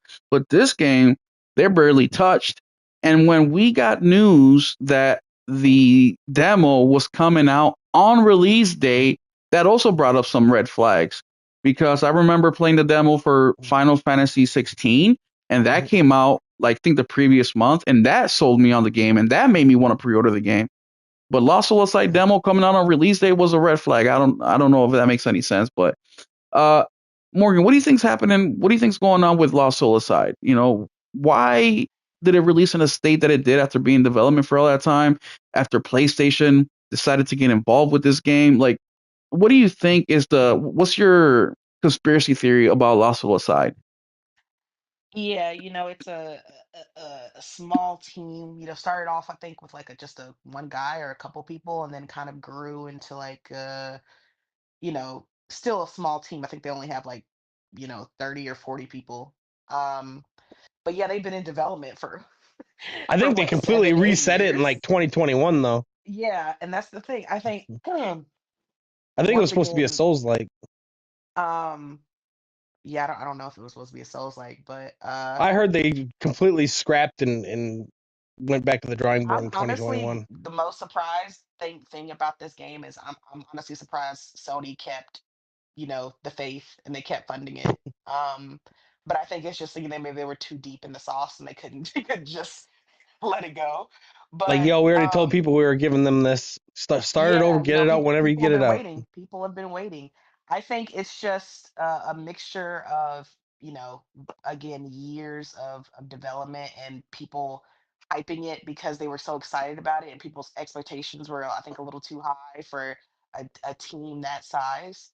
But I just think that they maybe kind of bit off a little bit more than they could chew with Lost Soul Aside. I think they sold the expectations a little higher than what they had. From what I hear from people who played it, because I haven't played it yet, is that it's cool if you think of it as like a smaller game. It's not really AAA, it's like AA, and you just kind of take it for what it is. And I'm just like, I mean, that's cool, but it is like $60, $60. yeah, So they're charging a basically premium, AAA price yeah. for a game that Yeah, if it was supposedly is. $39.99, I think less people would be complaining about it. Yeah, that's exactly. I think people would be a little bit more lenient if the game was cheaper, but because of that tag, that price tag that they're getting, people are expecting a lot more, and that's fair because these games are getting expensive, and you have to evaluate what's worth that money to you. But I just think I just think they sold people a dream. And people, like, people kind of expected a lot more, and I get that because watching the trailers and seeing, over the years that what they were selling people, it doesn't really look like they gave fully basically what they were marketing the game to be. I was And real listening interested in the to, combat, but the thing is, everyone's like, the only thing good is the combat. So it's like, yeah, the yeah, and only, listening to that yeah. English voiceover had me weak. I was like, oh, like it just sounds real amateur. People say you need to put it in, basically put it in Chinese because the English voiceover is just not it. But yeah, I just think this is a mixture of kind of overhyping a game and it not meeting expectations. I think this game should have been 30 to $40. I think they should have reassured people that this is just kind of a small little project, a passion project that we're happy to bring. This is our new studio. We're just kind of, dipping our toes into getting into the double A space. We're Sell it trying as an to get indie game. our whatever you want to call it, our relation up with the Chinese. You know, I Yeah. I played the game. Well, I played about 2 hours of the game, and Hmm. I said earlier that if this game came out in 2000, it feels like a game from 2017. You know, like Mm, everything about it, it just feels outdated. Like the graphics are real uh-huh. nice, but the characters, the skin textures are trash. They look plasticky. Like they don't. Like you're right, they bit off way more than they could chew. But at the same time, look, PlayStation has really been lacking in quality control lately with their Mm, live service games. With this game, I wish I could say more, but unfortunately, they haven't released much since Astrobot. Even before Astrobot, we're talking, third party exclusivity, second party exclusivity, right. but, Final Fantasy, yeah. Final Fantasy, Stellar Blade, stuff like that. Mm, PlayStation this generation started off super strong, man, super, super strong. yeah. But then now that we're in the middle towards the end, they've been fucking lacking. And I just read that article about the live service stuff with Herman Holtz, and something in there that really pissed me off is it said a lot of our studios still have the autonomy, right? Which normally that's cool, that's what you want. But this is the wrong time for that because nobody's releasing any fucking thing. Now the question is it because they're involved in super not experimental but ambitious projects, or is it because Sony gave them the wrong directive and now they're scrambling to get back up? But unfortunately, when Mm, you make a mistake like that, that's a mistake that costs you a generation. And that's what yeah, it cost costs the some time. Xbox Yeah. One a generation. What do you think Yeah. about that, Morgan? No, I agree. I mean, we had, Naughty Dog basically wasting their time with factions, right? Mm, Just for them to just scrap it, and then now they have to scramble and get back to, the single player games that we expect from them, right? So they're doing, the Intergalactic, and then another project I'd supposedly. rather have factions, but that's me. I I actually know, I wanted get that it. game. Factions was fire. I get it. Um, but yeah, and then you had what, Ben Studio making a live service, and then they scrapped that, right? So now they're back to the drawing board, and they're having to start over. Uh, we supposedly have the Gorilla Team. They're making that Horizon multiplayer hmm MMO, whatever. Stupid. They had Blue Point making a, I guess, what was it, a God of War live service game or something Mm, at one point, and then that yeah. got scrapped. hmm So it's like they had all of, their premium studios working on. I mean, thank God they didn't have Sucker Punch doing any live service game, because we probably wouldn't have got Ghost of Yote. So it's just like this whole live service direction, like, and I get why they had to do it, right? I get they thought Activision was going to get taken off the table. Call of Duty, one of their biggest money makers, was going to get taken off the table. So they had to kind of pivot and find some kind of way to bring live service games and get that money. But in my opinion, I don't think the way they approached it was correct. I think that they should have, you know, went to outside sources, get Facts. get other studios to make it, and Look kind of at like the Battlefield. Helldivers. Yeah, Battlefield's do the available out here. Helldivers situation. Exactly.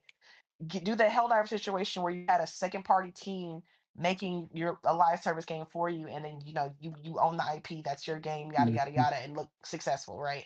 I think trying to force the people who have been mastering their craft for 2 decades now to get the type of games that we like, these single player, third person action adventure games that we like, and then being like, okay, I know that you mastered this. This took you decades to get to this point, and you have been killing it. You've been releasing Game of the Year winners and nominees all PS4 generation. But I want you to stop that, and I want you to make a completely different type Mm. of game That hurts my heart. that you've never made before. Do that for me, Mhm. please, and make it great.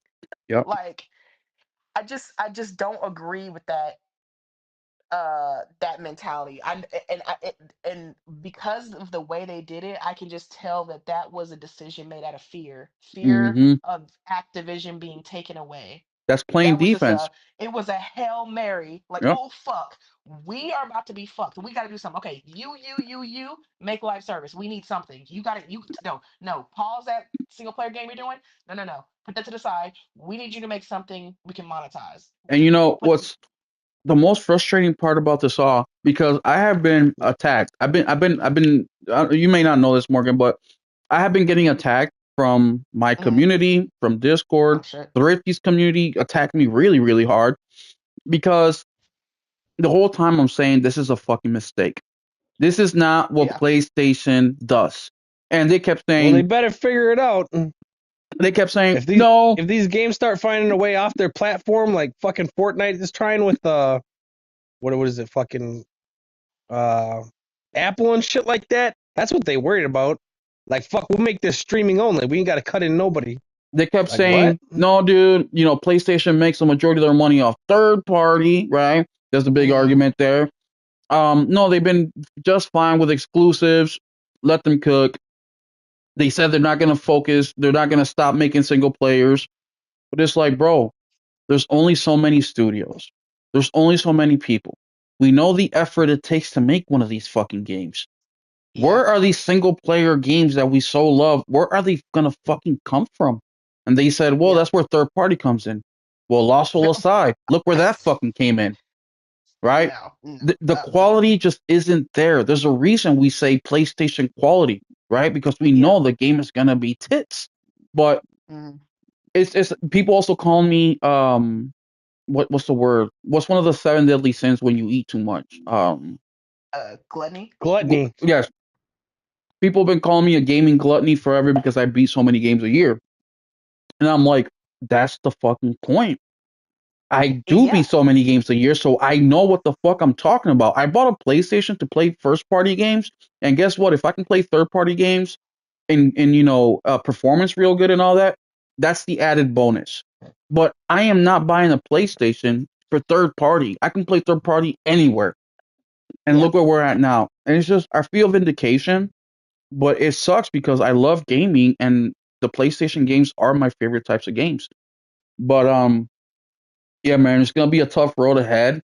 And now they're talking about PS6 and having two consoles and repeating a lot of the mistakes Xbox made. It's like, why are you following last place? Who follows the loser? Makes no sense. But these are just rumors, so we don't know, right? Yeah. Mm, what do you think? Any credence to that whole thing about creating two consoles? Um, yeah, I kind of looked at it. I was just like, because I saw people talking about PlayStation making their own Series S, and I was like, wait, what? And I had to kind of look it up to see what people were talking about, and I was like, oh, okay, they're talking about some kind of like hybrid console or something. Um, I mean, I remember distinctly that when Jim Ryan was asked about it, like about the two SKU thing that Xbox did, he Hmm. was just like, no, we've tested it and we realized that, two SKUs is just not for us. It kind of the two SKU situation is not a good idea when it comes to development. Like it just causes more problems than it's worth, essentially, is what he was kind of Yeah. getting at. And it's just like, okay, so you take that idea that he had. Obviously, he's not here anymore, right?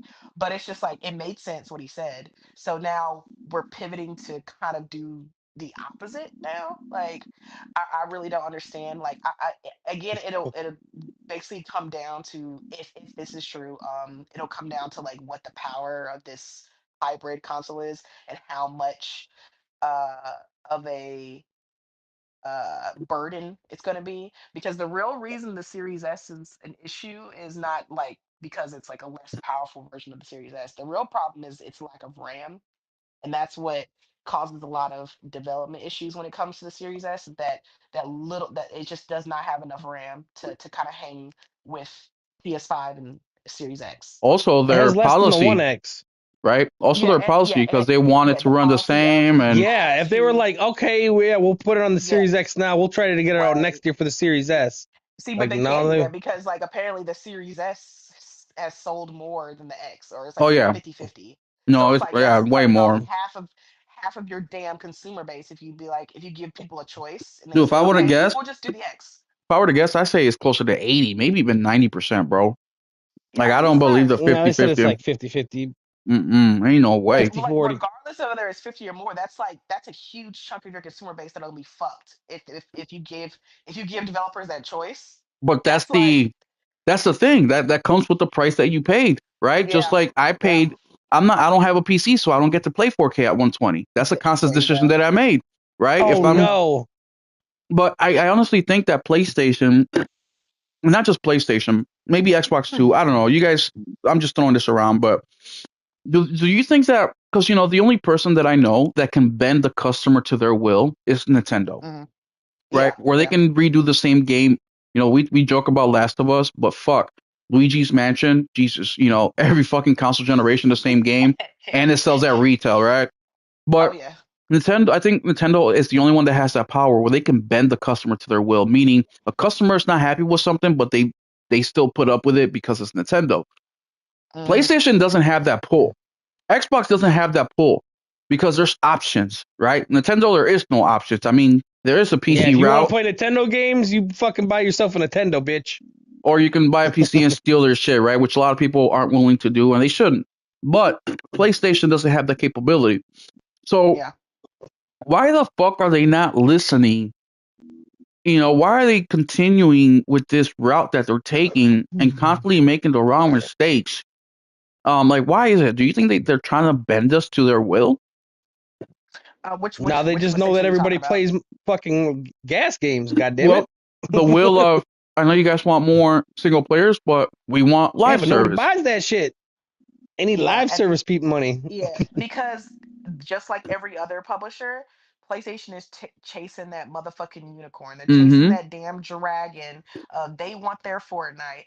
They want their Minecraft.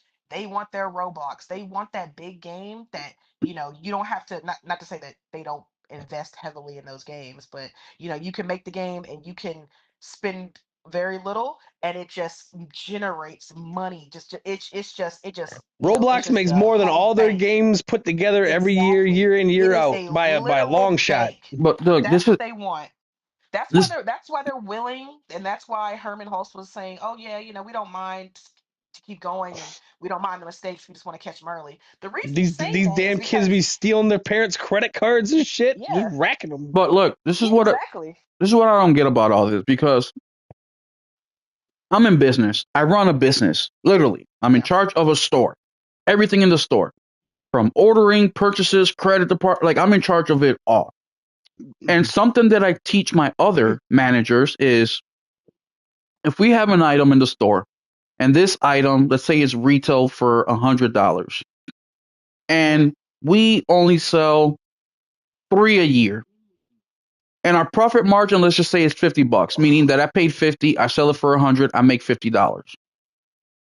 What I teach my store managers is how about instead of selling this item three times a year for $100 and making $50 profit, how Hmm. about we sell it for 70, sell six of them, and make 30 per product? Means we end up making more on the long run.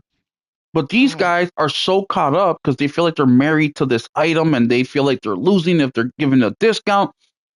So I had to force her hand and make it mandatory. What I said all that just to say that I understand we're going after the big bag with the Hmm. Fortnites and shit like that. But isn't a $30 profit better than a no money fucking profit? Same thing with the single player campaign. Yeah, you're not gonna fucking make the billions, but isn't the millions better than fucking nothing? Like Not when you gotta wait 5 years to get any more money out of that no, studio. no, no. But the thing is, you keep thinking when I say single player, you keep thinking about the $200 million Spider-Mans. No, I'm talking about the mafias. I'm talking about the fucking, you know, the The smaller shit, Astrobots, the the Astrobots. Miles Morales, yeah, Mm-hmm. Lost Legacy, kind of Like you stuff. don't have to fucking invest $500 million like Xbox did with Halo. You can do a portion of that. You have the team. Imagine if telling the team that, hey, you have to make a fucking pizza versus, hey, just make a slice. How much faster they'll be able to get it done, and the slice is still gonna be delicious. Yeah, it's not Oh gonna yeah, I fill love you up Lost like Legacy. eating like it's not like eating a fucking whole pizza, but you Hmm. get a taste, which does what makes you want more, makes you looking out for more of the pizza that they're gonna make or more of the games that they're trying to make, right?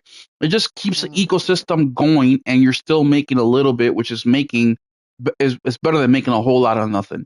Does that make sense?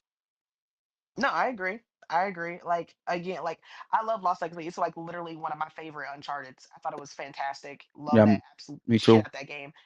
Um, and I was like hoping that we get more, like, since I guess, Nathan's story is done, I was kind of hoping we get more of those kind of small side stories with the side characters, because I Mm-hmm. really enjoyed it. But we didn't. They moved on to the, more of the Last of Us, and now we're going to the Heretic Prophet. But it's just, I would really appreciate if we did get kind of those smaller games, because I think PlayStation does them very well. I loved Miles Morales, so that was great. I love Yeah. Astrobot. So it's just like, those games are fantastic, and they're great little they're great, meal pieces for, waiting for like the bigger games, right? Mm-hmm. um and it's like you said, it's not like you're losing the quality, because the quality's still there, right? Those Mm-hmm. games are still amazing. They're just shorter little it's just shorter little meals, right? And it's like, um, but I think PlayStation, again, I just think they just want those big blockbuster hits. Like, they're just so focused on getting those, because those are the things that kind of draw people to PlayStation, right? The God of Wars, and the Spider-Mans, and the Horizons, the bigger titles are what PlayStation is known for, and what people want. Um, and then with the live service, yeah, they like I said, they just want to chase that Fortnite. They want something that is going to be just there, that's going to be constantly printing them money, and they don't have to worry about it. And So how much they are don't they care willing how to much lose to money. get there? That's what I was about to say. It's like, supposedly with Concord it was 400 million. I don't know if that's accurate or not. That was the rumor, 400 million. I don't think they care, because at the end of the day, if they're able to make a Fortnite, they'll make all that money back tenfold. I think that's why they're so willing to risk so much money, because the thought of, I might lose $100, right? Mm-hmm. Buying lottery tickets, but if I win the lotto, it ain't gonna matter. I'm gonna have $100 million. That $100 is gonna be a whispering thought in the back All of right. my Let me head. bring something Like, up. Let me bring yeah, something go up ahead. in here because I understand what you're saying, right? Fuck it. It doesn't matter if I Hmm. lose the $100 because eventually, if I win the billions, that hundred is gonna Yeah. seem like not even pennies, less than pennies. Right. But Right. there's two big ifs. One Hmm. is that's if you get it, right? Right. Better figure If Exactly. it out. if you get it. But the other one, Right. even if they did get it, Hmm. I'm gonna tell you why this will never stop, and they're gonna be in the exact same position. Let's say that tomorrow they drop a game and it becomes bigger than Call of Duty and Fortnite together. Oh shit. You know why they're gonna be in the same position they are in now in 10 years?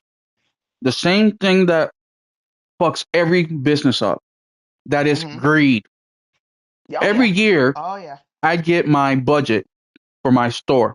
Every year. Mm-hmm. And guess what they do?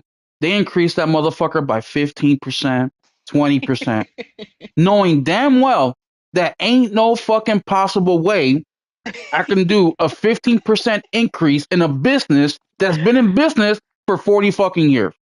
Yeah. Maybe if you're year one, year two of your business, yeah, 15, 20, 30%, you can definitely do that increase, right? Because you're building everything's new. But not Yeah. an established business where you're literally trying to just get more money out of the same customers you have. But the reason they give me a 15, 20% increase on my budget every fucking year is because of ambition, right? They're Mm-hmm. saying, well, our company, just some fake numbers here, but our company is running at $30 million. Spread it out between everybody. That's how much we're making. But this year, we want to expand. So we want more stores. So because of that, now we need you guys to all make a total of $40 million because we're Mm-hmm. spending 40 this year. And of course, we don't want to go on our savings account and pull that money out for that investment and let it grow up till it gets to that $40 million mark. No, we want to make it immediately. Yep. And that's why it's never gonna fucking matter. Yeah, it's gonna give them all a fat bonus checks. They're all gonna be able to get paid more money. They're gonna be able to do all sorts of shit. But then they're gonna be in the same fucking situation because Mm-hmm. guess what? They're gonna turn into Activision, where now they have 5,000 people to upkeep the fucking game. Then they need to hire another 5,000 people to create the other banger that's got to be bigger than the one they just came up with. And it's the never-ending cycle because of greed. Bruh. They're forever chasing that high, man. This look, how else is the shareholder gonna get his fourth yacht? Will, like, That's he's yeah, gotta have it. He's gotta fuck, have that in the vacation home on the other side of the continent. Like, he fucking needs it. All silly right. me. How ignorant, right? I'm so stupid. He deserves that. Fuck He that. He deserves deserves the it. fifth. Yeah, Okay. guys. From moving forward, the game costs 70. We're gonna pay 80 so he can get his fifth Mm-hmm. fucking yacht. Fuck the fourth. We need the fifth. Exactly. Yeah, you're right. Exactly. I mean, we just got what PlayStation's financial reports, not even a Hmm. few weeks ago, right? Mm. And it was better than ever, better than ever. Better. But Yeah. that didn't mean shit. They wanted better. They said, no, no, higher, higher. Yeah. I said, Yeah. sir, we've just had the best numbers that we've ever had. PlayStation 5 has the best numbers than any other generation, and that does not mean shit. Oh no, no. They want Remember, higher. remember. Not only did they get the best numbers, but the video game industry is also hurting. Right. We got to Oh lay yeah, it's people hurting. off, It's and hurting. It's you hurting. know, yeah, it's $150 billion a year We got to industry. raise games to $80. We can't. We just can't afford it. Mm-hmm. We can't afford it. Yeah, no, that's why I can't take them serious. That's why the $80 is already failing with most, except for who? Nintendo. But Hmm. yeah, it's They a pain start in the throwing that ass. shit back immediately. I just want my They said, fucking "Oh, game. my bad." I just want my games, man. That's it. Yep. And that's why indies are reigning supreme. Facts. Yeah, look at Silk Song. Just got announced tonight. $20. Bruh, That's the sell price. $20. $20. 20, Will, they're going to sell boatloads of that bro. fucking game. They sold 15 million of their first game. Yeah. They gonna beat that. They gonna double that. I wouldn't be surprised if they triple that. Like, 15 million. and they gonna I mean, show it is every publisher. $20. I mean, that'll get somebody to buy Exactly. But anything. that's the No, thing. the They're gonna last one show was every other 30. publisher how you can make boatloads by not charging people out the ass. Well, we talked about that last week, or actually when you were here, right? When we said, is Mafia gonna teach these guys anything? Yeah. And we came to the consensus, no, it's not. They're gonna still try to charge the Mm-hmm. 70. This same thing with Silksong. Silksong not only is going from a $30 game last time to a they did a fucking Freaking 30% cut, 20. $20. Mm-hmm. And you're right, they are gonna sell at least that, but most games don't even sell that many. Silksong or Hollow Knight is doing the 1% of the 1% of the 1% in sales, and they're so filthy rich. What Silksong is doing right now is they're just walking down the street to go to the gas station to put gas in their car, and on their way they're just throwing money out the window. Like, here you go, I got so much money that here everybody gets money on the way to the gas station. That's literally what they're doing by charging $10 less for this game. Because you would Yep. think, okay, this is a sequel, we're making it bigger, we have more Mm-hmm. people working, even though it's Ooh, not let's that charge many. 50. Let's charge more, right? And people will pay it because Mm-hmm. you're like, okay, your studio's getting bigger. This is a bigger game. It took seven Yep. years. All that costs, right? You got to pay rent, light bill, the whole nine Mm-hmm. yards. No, they said, fuck it. We're going to charge less. Fucking incredible. Um, yeah, the video game industry, guys, when you hear of these layoffs, don't feel bad for them. I feel bad for the people themselves, right? 'Cause they're just regular people. They go to work. That the woman who wakes up, gets her kids ready to school, kisses her husband goodbye for the day. She gets in the car with her coffee or stops at Starbucks and gets to work. She's just a salaried employee, right? She makes 60, 70, 80K, 100K a year. She comes home, cooks dinner, right back to the grind the next day. But it's these assholes Yep. up in the C-suite that comes up with these fucking numbers, right? And putting in jeopardy everything that they have made over the last fucking 30 years, which is a Mm-hmm. shame. But anything else you want to get off your chest, Morgan? No, I just still have this maybe naive faith that the industry will change. Me Will too. learn from Yo, for these. that Snake Collector's Edition, the Yeah. the US version got the recessive gene. Oh, bruh, if chill. you ever played Metal Gear, you know what I'm talking about. They got the flawed recessive genes. Oh my god. Yeah, I just still have this naive faith that they're gonna learn from the success of, these smaller titles and how they are somehow, breaking record numbers despite, the publishers continuously saying that the industry, it's expensive, it's too much, we have to charge you this and that, and it's not that easy, blah blah blah, crying and complaining, right? While Mm-hmm. these other developers are, making hits and selling copies galore because they have earned the faith of gamers, right? Mm-hmm. And I just kind of hope publishers learn from that. But at the end of the day, like I said, like, it's just these greedy ass CEOs. Like, kind of makes me think of that whole thing going around. I don't know if you've seen about the CEO that kind of stole the hat from that kid at the what was it, the tennis game or whatever. Oh, I I don't know didn't if you've see seen that. that No, video. no. What happened with that? Yeah, one of those kind of things where, I think it was tennis or volleyball, something like that, where he came to, sign autographs for the fans in the stands. And so he gave his hat to a kid. He was handing it to a kid, and the a grown ass man beside him snatched the hat away, and Oh my and the kid god. was just sitting there like, "What? Give it back, give it back." But the guy, the player didn't realize that the The man guy did it because took he it. was looking away. Yeah. Yeah, he was looking away, signing another autograph, and like Twitter did his thing, and they came to find out this was like a CEO of some kind of Polish company, Mm, and people were bashing him. People were they found his company, they started bomb reviewing his company, they started slandering him, all that kind of stuff, right? damn. And he finally responded today with a yeah, okay, yes, I did take the hat, but he basically said, um the kid learned a lesson that Hmm. if you want things in life, you got to move fast. So And he if you blamed the continue to victim. slander me, I will take legal action. Okay. That was his reaction to people being upset that he stole from a child. Well, And that's how I feel about these CEOs and these shareholders when it comes to gaming. They don't care. They don't learn anything. They just snatch and they take, and they want more money, and they don't really care about the growth and the health of gaming. you know, They just want more. it reminds me They like don't care. the Bungie dude just buying all these fucking cars, showing it to his people like, Yep, look at this shit while he's bruh. laying people off. While he's laying motherfuckers off, bro. Yeah, no, I'm a Ah, huge I'm a huge fan, and I think it's the best system in the world, but capitalism, right? Like I hmm. think capitalism has done incredible things in the world. It allows us to live the Yeah, lives that we live today. But then yeah. every once in a while, right? You get situations like this where I hear somebody saying like "eat the rich," and I'm like, "Yeah, fuck them." Even though I love capitalism, but it's like you get pushed to this fucking edge, right? And that's where I'm Hmm. at with gaming, where it's like, people ask me all the time, like right now on my YouTube channel, I have like 12 videos that are scheduled to come up in the next couple of weeks, all the way through mid September. And about half of Right. them are videos of me buying new games and showing you guys what I got. Each video I Hmm. have at least two games. And people ask me, Will, you just buy so many fucking games. And I feel like right now I'm at the grocery store knowing that there's going to be a nuclear attack and I'm heading back to my bunker. Like that's how I feel with the games. Like I'm just buying what is good, what looks good, what is performing well, because this gaming era that we're in is very scary.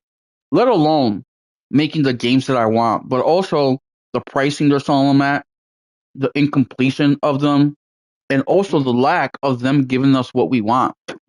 Like every fucking day, it feels like I'm on the PlayStation store and there's a fucking live service game that's announced or going live today, or you know, Hmm. and the people that I expected to fucking pull up with their single player first person, whatever the single player campaign narrative driven type of games is Hmm. PlayStation, and they're nowhere to be found. Then I look at the Yeah. second best, in my opinion, which is Nintendo, and all I'm seeing over there is just the remake of a remake, right? Like these Hmm. motherfuckers literally released Kirby at $80 because it comes with a $20 DLC and it's a Switch 2 upgrade. Like my guy, it's the same fucking game, but now you're charging how much more? So it's like, where else do we run to? PC? That's not feasible. We talked about earlier, if you get a Windows update and you don't know how to fix the shit, how long before you can get back to gaming? Um, yeah, it's just fucked up place to be in right now, especially us Yeah. gamers in our 20s and 30s, who we've been gaming for 20, 30 years, and we have the money to buy all the games we want, but we're still not quite scratching that itch, if that makes sense. Oh yeah, I get it. I mean, I put out that tweet after Mafia. I was just like, damn, it just made me like wish PlayStation was making those single player linear AAA games again. Like I want that. Like it scratched an itch that I forgot I had. Like I just need some more of that, and I'm kind of upset that I'm not getting that from the publisher that I love the most, Yeah. PlayStation. That's what I want from them. And then you have the journalists working against it, right? Hmm. Saying games like Warhammer, is outdated and it's a 360 game. But yeah, it's a 360 game with modern fucking graphics. that is still dropping content, free content at that. Or it's a complete game. You have your single player campaign, you have your co-op campaign, you have your PvE, you have your PvP, right? Stellar Blade, unrealistic, right? These people have never touched a girl in their life. It's like everything that's good that we like as gamers, they try to fucking shit on it in one way, shape, or form. And it's just so annoying when there's so many things working against you. But Yep. yeah, man, that's unfortunate. But yeah, that's all I got for y'all tonight, man.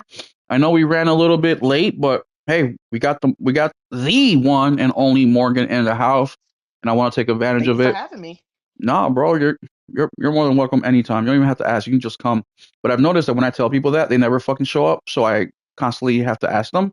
But please don't do that, Morgan. Just come in. You're free on a Sunday night. You want to talk gaming? Oh, Hop on absolutely. in, man. Because look at Nelson. He's been quiet as a puppy over there. Probably because he's shitting his brains out or something because he's sick. Nelson, you awake? Oh, baby. Oh, yeah, Nelson's not even here. But there y'all have it, guys. Thanks so much for hanging out with me, man, and Morgan and Nelson. Morgan, where can the people find you at? I would say Twitter, but I kind of avoid Twitter. Y'all can find me on PlayStation because I'm gonna be playing games. But yeah, you can find me on Twitter at Chill Bandit and every Saturday, on the Otter Players podcast, talking about games, talking about this industry. Hopefully, we're gonna see something good. I mean, it is this is the few months that we start really getting games, like you said, Will. Like it's starting Mm-hmm. to really speed up. We're getting a lot of good games, and then of course Ghost is around the corner, so I'm happy. Mm-hmm. But yeah, let's just keep it game and keep it moving. That's a fact. That's a saying in my channel, Keep It Gaming. I even opened up my memberships and I call it Keep It Gaming for that specific Mhm. reason. And this month ended with a bang. September's going to start with a bang. Probably one of the Yep, biggest, yep. most anticipated game of the last 10 years. Silk Song is, or not 10 years, but 7 years, is coming out this Thursday, man. And this last week, we just got one of the biggest games ever, um, Metal Gear Solid and Gears of War. So, huge, huge games. Nelson, we were just saying our outros. Anything else you want to let the people know? No, Metal Gear is great. Go play it. Go play it. And then, of course, thank you so much, Chaos for Hire and Unholy for hanging out with us till the end. Oh Thank man, you. we've been going over because I haven't played this yet because of all the game releases. Well, I played it like half an hour, but that's really good too. Sword of the Sea too. This week been crazy, Yes. y'all. Yeah, I already beat that. The last week. Morgan beat that too, right, Morgan? I think Yeah, you got yeah. the Loved platinum it. actually, right? Yeah, I love Oh that my god, game. dude, It's you're amazing. you're too hardcore. Dude, I loved it too. You know what I like the best? The ending. I It's a was better surprised. version of Yes. Tony Hawk, man. Yes. I was so It's surprised at better how than much Tony Hawk. action driven the Don't ending was. Yeah, yeah. The That journey really wasn't was like like that really. Um, nah, it was yeah, nah, it was definitely not like that. but also an announcement real quick, guys. We are officially, officially over 1,600 subscribers, guys. Oh, Like that is let's a go. huge, huge milestone. Another milestone I want to share with you guys too is my Gears of War Will It Play with No Internet video has officially surpassed 12,000 views. Damn. 12,000 views, 12,200 to be exact. Incredible amounts. My Metal Gear Solid video is right now over 4,500 views, which is incredible. We're reaching 5K. And Congrats. I wanted to thank you guys. Thank you guys for supporting me, for showing up to these podcasts. The podcast numbers are soft. Nelson really likes the podcast numbers, or likes to see them a lot. I don't. I do the podcast for fun. I get to talk to you guys, so it's not really like a. I just like to know we talking to somebody. We're talking to each other. Fuck, I can do that anytime. No, you can't. No, I can't, but I can after this. You got to schedule time with me, buddy. I'm important. I'm running Okay. a channel with over 1,600 people here, buddy. I'm too So big make sure now. you I'm too big. You got to contact my secretary to oh contact my other shoot. secretary. No, man. You guys have been awesome. The support has been incredible. Now we just have to keep growing, keep getting better. But yeah, I'm excited to be on this journey. A lot of you guys have been super supportive, saying constructive criticisms are important, and I want more of that. And all you guys that have been just slapping me on the ass, saying good job, thank you for that too. That's motivation. Because sometimes with the negativity on social media, it weighs on you at times, right? Even if you try to ignore it. Like we've have assholes Mhm. on here fucking just talking shit on the comment section, and I'm just like, oh, shut the fuck up, you fucking pussy. But that's a minority. But yeah, I just want to give you guys a couple of those stats real quick. Next week Sunday we should be back again, but I need you guys to show up for our Tuesday stream with me and RPG. Man, we bust our ass on that stream. I mean, we're playing games, so it's not like we're slaving away or anything, but we're consistent. We show up every single week, and it's an invitation to you guys to show up and play. It's open. So if you guys want to come in and play a game with us on a Tuesday for the stream, just hit me up, send me a DM. We'll schedule you in. We'll pick a game where all of us can fit in, whether it's 2, 3, 4, 5 people, right? So don't forget about that. And then also, memberships are Don't open, forget, y'all. everybody's golf end of the week. Memberships I don't are want to be open the as only one well. buying it. Well, you will be, because we're all getting No, Hellas Us, Chronos, no, Silk I'm not. Song. No, I said we I'm are. getting hot shots. You're Okay, fucking good. I'm getting getting you're fucking hot getting shots. weak ass fucking 3 big games that are fucking 6 years old, like fucking Go. lame. We're in 2025. We got better graphics and gameplay than that bullshit. Um, but memberships are open. Gives you access to all my pre-recorded videos, which right now I got 12.